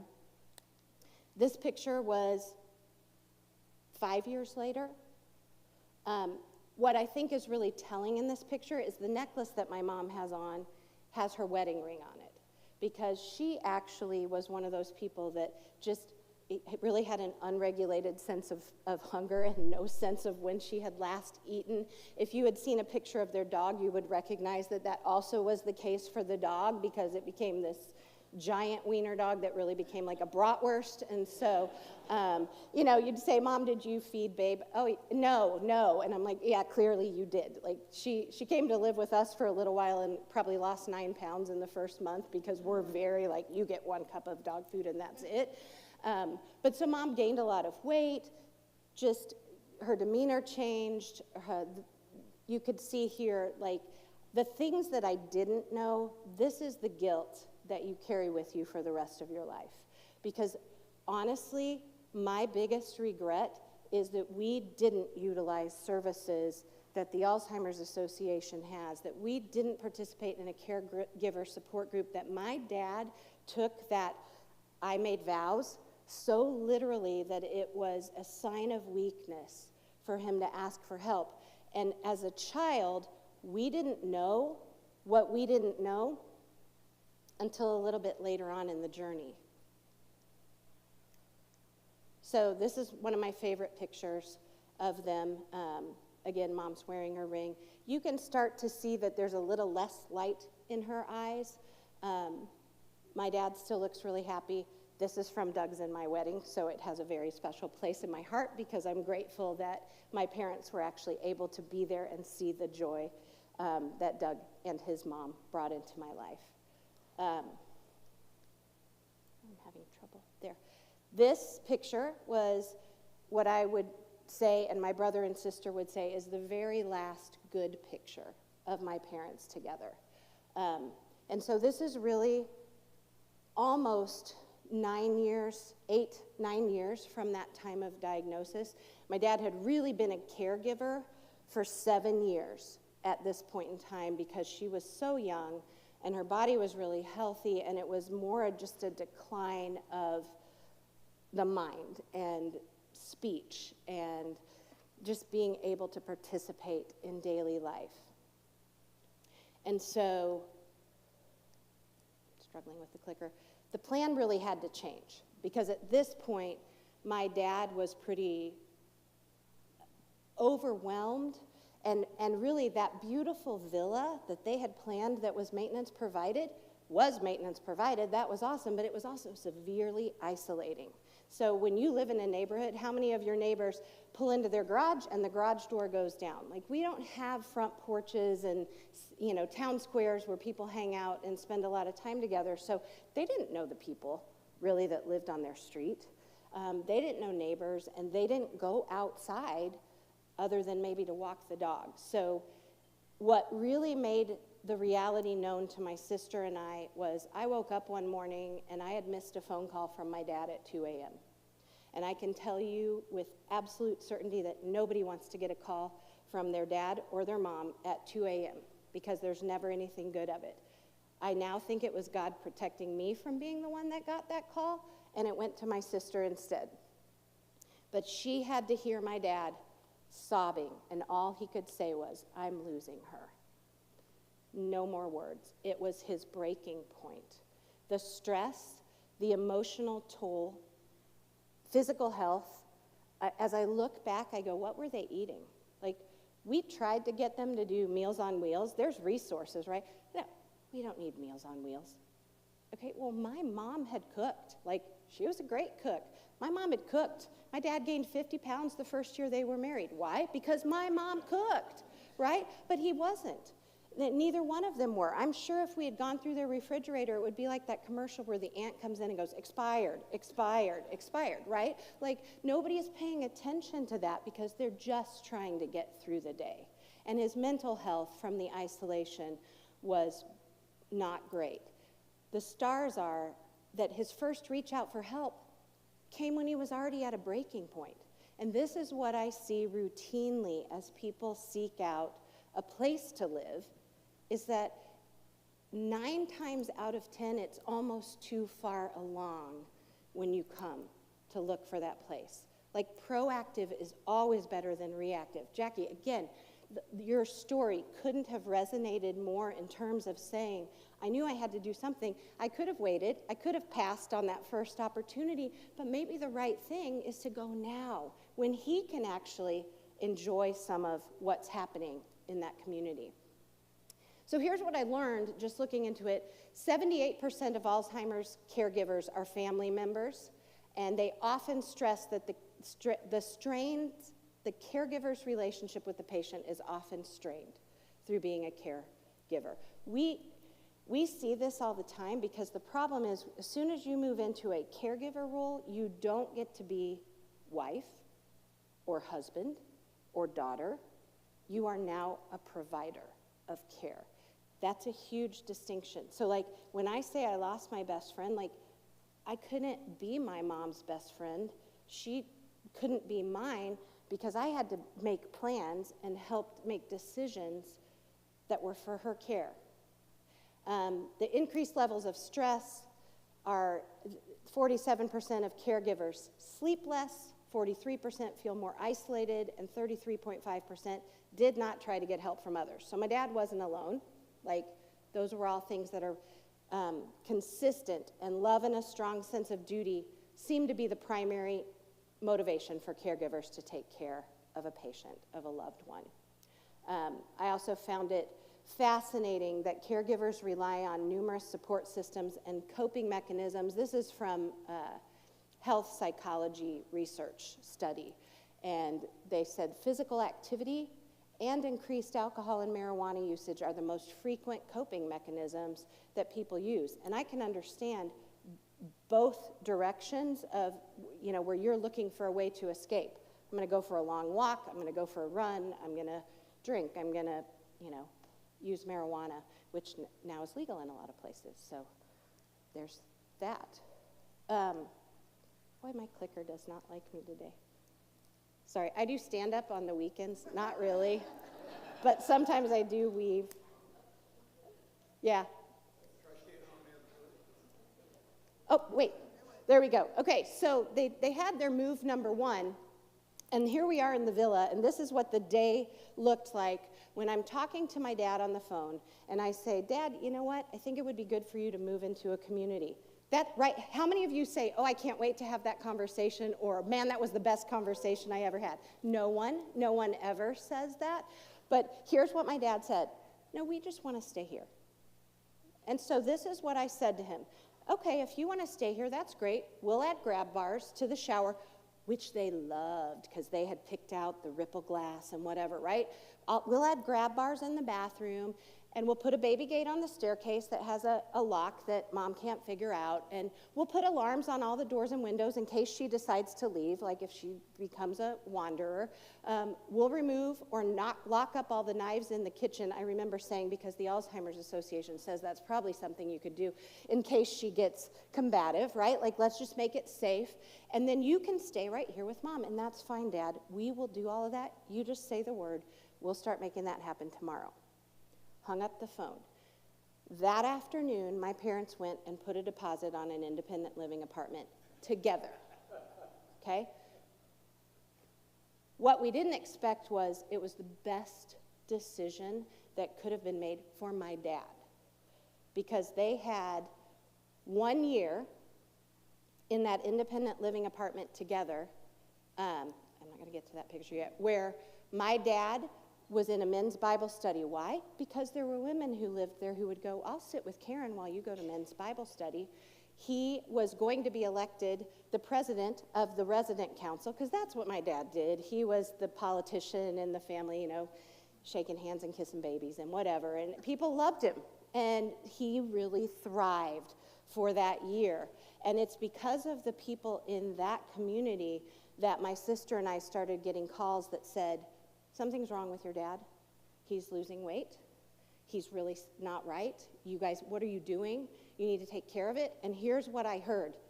You have 3 little kids at home, but your dad's sick, and your mom's sick too, and da-da-da-da-da, and what are you doing? And when are your sister and you going to come and take care of it?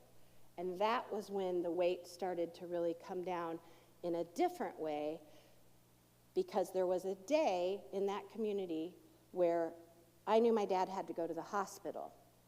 And my sister worked a real job, and I had flexibility because I was a realtor. So I didn't work, so I had to go be the one who packed up some things in a laundry basket for my mom and walked her back to the skilled nursing, which was a locked unit because we didn't know what she could do. And they said that she could take her dog back there with her. And so we took the dog and the laundry basket of stuff, and I had to sign a document that felt like it was about this thick that said, you can take care of my mom and make medical decisions on her behalf, and you have legal responsibilities, and all of the things that are now contractually in the skilled nursing contract where I work, and I understand, but at the time, that was overwhelming. And then I had to get in the car with my dad, who was in pain, and drive to the ER and sit with him while we waited to see what would happen. And he was admitted, and he was diagnosed with a very aggressive form of stomach cancer. And this picture was from shortly after he had his stomach removed, and they found that the cancer had spread to 3 lymph nodes, and he was not able to go back. We had actually made a move at that point in time while my dad was in the hospital, because the assisted living, we had moved mom and dad into an assisted living, 2 floors, memory support on the top floor. And every night while my dad was there for like the couple of weeks that he was there, he would go up to the memory support floor and sleep in the bed with my mom, because we moved their bed into her room to make it as similar as their house, so that she would be comfortable. But they wouldn't take him back after he had his stomach removed and had a tube to feed. So this is when I learned a lot about senior living and what they will and won't accept, and at what point do you get denied everywhere. And so Doug and I had my dad on the couch in our house with a puppy and 5 kids at home because no one would take him. And this was when we had gotten him into a rehab unit at a skilled nursing, and I took my mom over that day to see him. And what's amazing about this picture is the role reversal, right? Like, she looks good. She looks good. He's fading. Come on. I think, so July 31st, this is 4 days later, and you can start to see that the light is going out of his eyes. And this last picture is my parents' 49th wedding anniversary. My dad was at KU Med, where he wound up saying goodbye to my mom, and then it was a week later that he died in palliative care at the hospital because there was nowhere else for him to go. And I say that because my passion is nobody should have to die in the hospital because they cared for someone. And when I Googled it, in 2018, the Stanford Medicine study said some 40% of Alzheimer's caregivers die before the patient. That is a staggering statistic, and it's not disease or accident that takes these caregivers, but the sheer physical, spiritual, and emotional toll of caring for someone with Alzheimer's. So if you are here and you have anyone that you believe may have this disease, I cannot strongly enough encourage you to reach out to Pascal, to the Alzheimer's Association, to Jackie, to anyone that will talk to you about what do you need, because my biggest regret as a daughter is that I didn't know what I didn't know until my mom got back in that skilled nursing while my dad was in the hospital, and we realized she didn't dress herself. She didn't feed the dog or give it water. She didn't know what day it was. She had her Kindle, but the page never turned on the book on her Kindle. My dad compensated so well for my mom that we believed that they were okay because he made sure that she looked good when she left the house. And he made sure that in a conversation, he would pick up if she couldn't finish the sentence. And you know what her coping mechanism was? She'd laugh. And we'd all think, oh, Mom's being funny. She didn't know what to say. So the lessons learned are create a network of support. I encourage people to have twice weekly check-ins. If you have a loved one who's in their home by themselves or a couple, someone needs to put eyes on them twice a week. Preferably bring meals, because one of the things that we know is sacrificed when people stay at home is often nutrition. It's one of the values of being in a community because we have dietitians on staff that create menus and make sure that people are eating. Hire out what can be done by others. Like I think about your lawn mowing, you know, and immediately I'm like, oh my gosh, someone on a lawnmower, right? But the truth is, if you can, if you have means, hire out what can be hired out. You know, there's nothing, we talk in senior living sales about the influx of people that will come after the holidays inquiring. Why? Because they went home and the house is dusty and there's no good food in the refrigerator and they realize something's slipping. Mom and dad aren't keeping up with what has been going on in the home. If you're a caregiver, find a way to have a caregiver's day out. Adult daycare is a phenomenal option for your loved one. There are dementia-specific ones. I can't speak to Kansas City, but I know that the association has all kinds of references for that because we don't have locations here in town. Bring a friend or a relative or paid help in for a day. I think if there's a regularity of life for the care partner, it's really important that that exists. So if you need to go play golf to get your mind right and have some sanity, go play golf. Right? Like you have the right to have a life as well. Or go do the things that fulfill you so that you can come back. It's the same thing as the flight attendants say when they say put your mask on before you help someone else. Caregivers are notorious for leaving their mask off and doing everything to put the mask on that other person. If you're an adult child looking in on parents, I would encourage you to talk regularly about what a day in your life is really like. So if I had said to my dad privately, Dad, what does it really look like? What do you and Mom do on a regular day? Start at the moment you get out of bed. He may not have told me the whole truth, but if I could have gotten a glimpse like, well, I lay out your mom's clothes. Wow, I didn't know that, you know. What do you eat? Questions like that are really, really important. And ask, how are you feeling? And really listen for the truth in their statements. Well, I'm super tired, but I'm okay, right? I'm not getting a great night's sleep. Your mom's up in the night, but I'm okay. We only get up a couple times, right? So what are those things that you listen for? And then have a plan in place and targets for when it's too much for them. If you can have the conversation and deciding, the best question you can ask is, when is caring for mom or dad or whomever going to be too much? Let them define that. What does that look like for them?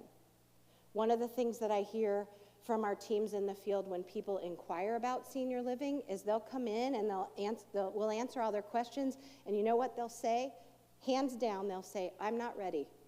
You can be 96 years old, but you are not ready to move into senior living. And so my question back is, what does ready look like?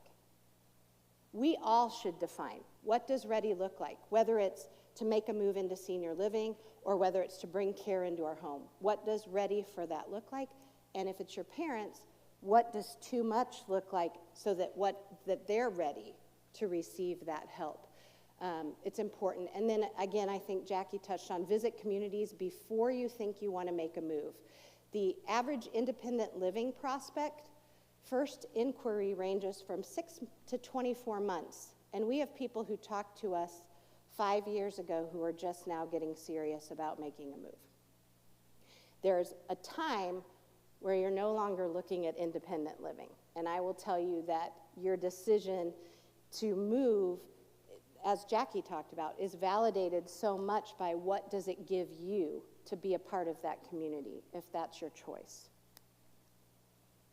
So my work and passion is working with families to have the conversation before there's a crisis. I volunteer if you have a parent that you say, I don't want to have the take the car keys away conversation, because guess what? I never have to have that conversation with my parents. But I'll have that with your parents because I can say it as an outsider differently than you can. I've met with friends who just say, I need to talk through what are my options. Like, this is my passion, so I don't care if it's work-related or not. I'm happy to be a resource. I love creating memory support communities that are based on home. There are some great options in Kansas City for this. Small number of residents, maintaining routines and a sense of family, dignity in care, caregiver support, options for care at home, paying for care now and future needs. This is a huge thing. The cost of health care does not get smaller. So there's a lot of things to talk about there. That's probably for another day. And then just the benefits of community living, which we've touched on throughout the night. These are some projects that I've been able to be involved in where we've converted. In this case, it was an assisted living that we converted to a cottage, so it's like a home. This is the kitchen. What's awesome is I think most of us picture or remember conversations, at least I do growing up, where grandma went to the home. That is not a good word. That is not where you want to go. We all knew that, whether we were 3 or 6 or 10. This is not your average home, right? This is actually a place, the kitchen. There's things like induction heat stoves, so we can have an open kitchen because it's not a risk of burn for a resident. So there's a lot of things that have changed with regulations and with technology that allow us to have some beautiful communities. This is down in Waco, Texas. I love our community tables because our desire is to bring people into a memory support community. We use our language very carefully because we want to support them at the level that they're at. So if you're used to setting the table every day, here's your table to set, and we'll allow you to do that. If you can do laundry, we're going to have you take your laundry basket down to the laundry room and do that. This functions like a family where you hear, you smell the kitchen cooking because it's open. So just like if you were at home and bacon wakes you up in the morning on a Sunday or a Saturday, that's what's going to happen here. And then the living rooms are set up for conversation pieces so that we can actually create that environment. We also use the phrase care partners. And I get caregiver and I get caretaker, but do you really take care or do you really give care, or are you a partner in caring for someone? So language and words is really important as well, I think, for us as we work through it. My advice on preparing is talk to your loved ones. What do they want if they need care? Who are the decision makers? One of the gifts that my parents gave us was that my sister was designated POA for financials because she's an attorney and a trust officer, and I was designated the healthcare POA because before my mom got sick, in her exact words, she said, I know that you would pull the plug if it was the right time, and your brother and sister wouldn't. At the time, I didn't think that really would ever come into play, but I can tell you that when you are the healthcare POA, it is important to believe that the decisions that you're making are what your parents would want you to make, because I have been there and had to do that, and they're never easy decisions. But I'm grateful that that was rested on my shoulders, because I feel like I knew exactly what they wanted. If they're staying at home, what needs to change? I'm going to tell you the one thing that Pascal didn't specifically say, but she talked about stairs a lot, is laundry in the basement. So if you live in a ranch, that's awesome. You have no stairs on the main level, but if your laundry is in the basement, number one place that we hear of seniors falling down the stairs is when they're, I don't care if you have 2 railings, if you're carrying a laundry basket, you have one barely because you're juggling a laundry basket. You fall down the stairs, and as she said, if you don't have your phone on you or some kind of call button, those are the horror stories of what do you do? You're down at it's that commercial we've all seen, help, I've fallen and I can't get up. If you're at the bottom of the basement stairs, it's a very bad place to fall. So there are ways to adjust that and make sure that you aren't in that situation. Financial plan, and then when can and should hospice be a part of the plan? And I bring this up because the definition is that it's a terminal illness and the doctor believes that this person has about 6 months to live. That's a guessing game, but with dementia, it is a terminal illness. So at some point, a doctor can recommend hospice. That was a great gift to my mom in terms of durable medical equipment, people coming in, singing with her, rubbing lotion on her skin, and frankly, a gift to my sister and I as we sat with her through her active dying process. And then they gave her an angel bath after she passed and dressed her, and that was a gift to us to be able to see her whole and the way that we wanted to remember her. So hospice can be a very big part of Care Partner. These are just some references for structure of support. I think we've talked about all of these previously. And I think that's really all that I have, and I appreciate you listening through that whole spiel.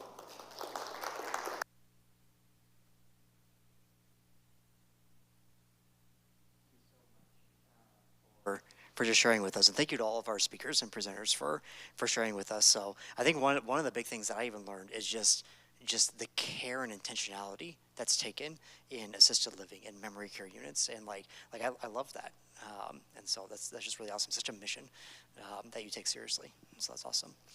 I'm going to invite our speakers back up, and we're just going to take a few minutes. If you have any questions for them, and I'll walk around with the mic, and then so I just wanted to see, did anybody have any questions? What questions? Yeah. I always have questions. Yeah. It's not a question, it's a comment.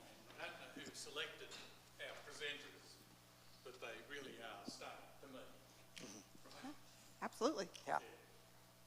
Who selected it? You guys selected it? We work together on this. Yeah.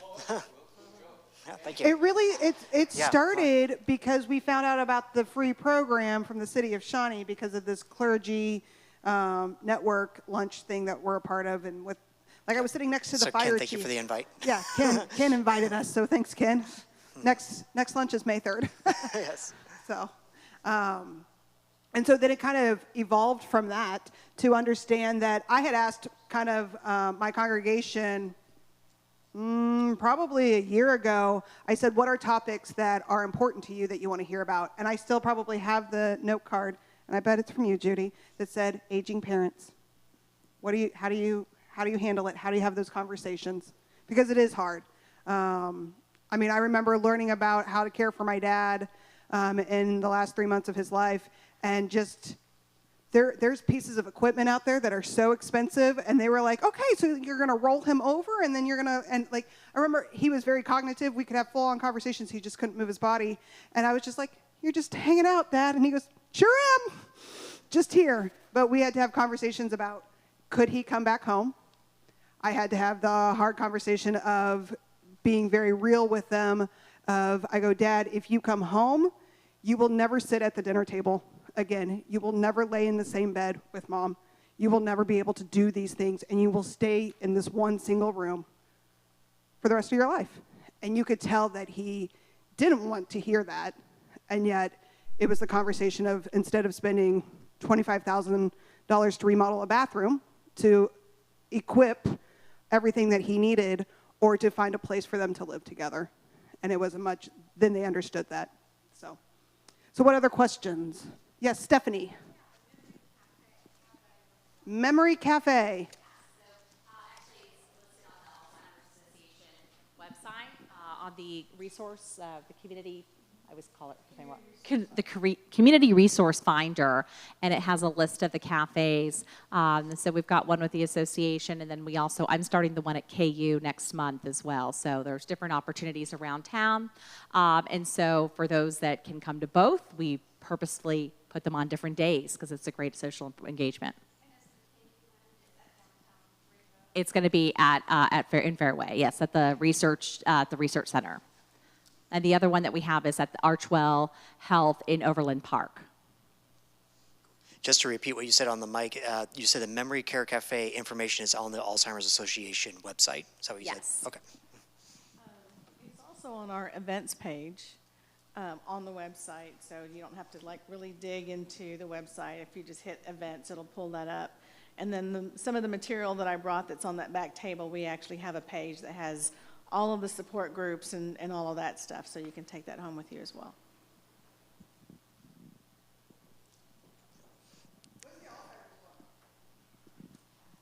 It is in October, and I also have that attached to my information. So we have walks in Kansas City, in Liberty, Manhattan, in Lawrence, Emporia, and Pittsburgh. It's right by the college. So like I said, I have the information. You can start your own team. There is no charge to start a team. So you get on there and you start a team. I've been doing it for many years. My mother owned her own flower shop, so mine is Lily's Flowers. So we do that every year. But it's just a great way to get out in community, get your team together. But yes, there's links on how to get all of that started. Any other questions? Okay, one more. All right. I told you I always have questions. What about books or resources for kids and grandkids so that we can talk to them about what's happening? Wonderful question. We do have some brochures at the office on how to have those conversations. All of this is also on our website. There are different types of conversations to have with different ages. We also have books at our office that people have written that have been through the experience. So that's really important because, like I was talking about my granddaughter, but they also become part of the care team.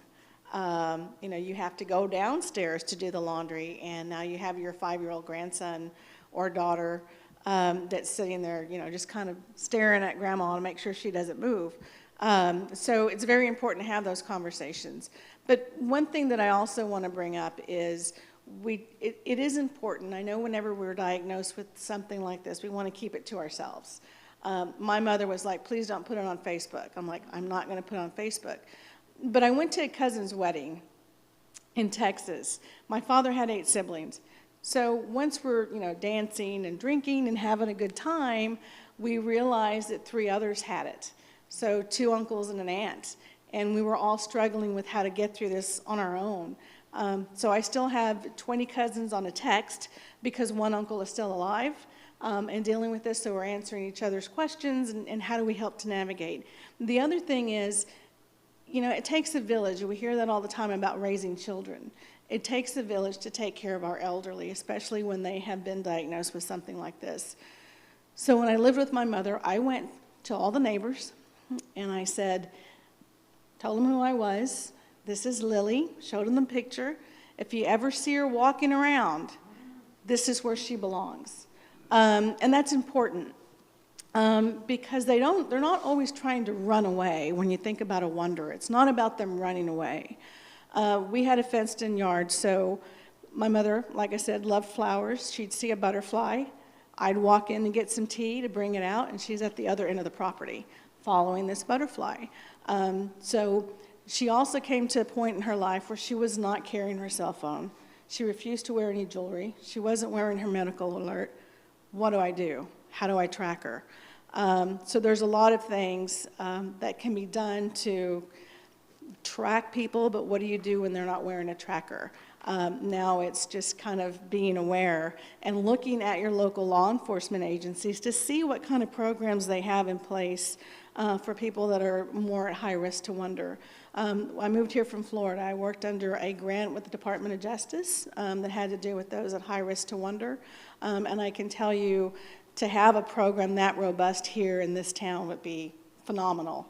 The other thing that I want to bring up is the Alzheimer's Association. We understand, as we all talked here, about all the different types of businesses that are able to engage with those that are living with this disease.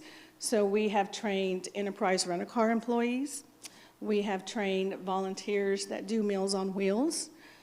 We just had an education for employees at living facilities, and we are in the process of doing training on behaviors and communications with Johnson County EMS EMT Fire Department.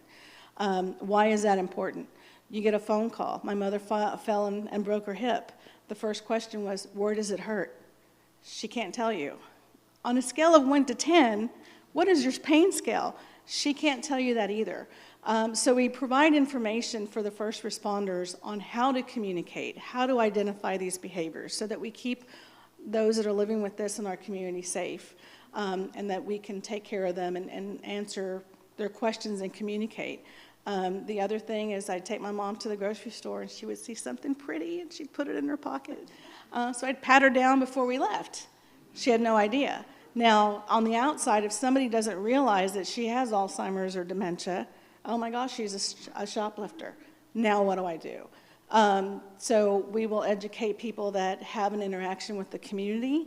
And that's just, so if you know anyone out there, whether it's a hair salon, whether it's the gas station, anywhere like that, because these silver alerts are for people that are driving a vehicle, right? So what about the ones that aren't driving a vehicle? How do we find them? And, you know, I think a few of us have said we could stay up here talking all night. So just look for some of those things. And it's one of those things that you don't know until you know that you need it. I would make one suggestion. Keep current pictures of your loved ones and take a picture of them in different outfits so that you can send a picture out for everybody to find. So, and then Jane gave me a batch of cards one time, business cards, but it said, my partner has Alzheimer's. That was. One more question, or does anybody have one last question? Yeah. I have one for Pascal. Yes. And I'm curious as to whether around us here, around the next league with Oval Park, and also for other cities, do they have similar programs? So they do not have an exact same similar program. Can you repeat the question? I'm sorry? Can you repeat the question? Oh, Yeah. yes, I could. So the gentleman was asking if the surrounding cities have similar programs, and none that I know of specifically. Olathe kind of had a sort of program going on for a little bit, and I believe that Belton maybe had something going on for a little bit in which it wasn't an official program, but they took the firefighters that were on light duty and they had them perform this service. So not specifically. So it is something that actually Deputy Chief Corey Sands, who started this program, has taken to different conferences and recently shared it, and was really trying to encourage other local fire departments to start the same. So I think it's coming. Great. Would you thank our presenters for tonight?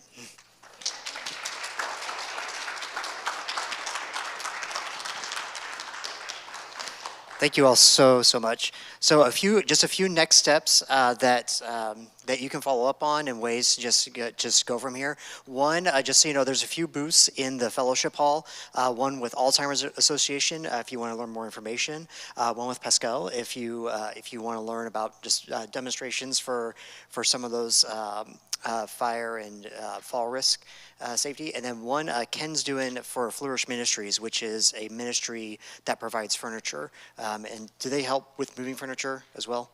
We're looking for donations. Okay, and also looking for donations. Downsizing, Yeah. they'll come pick up what you want to give away.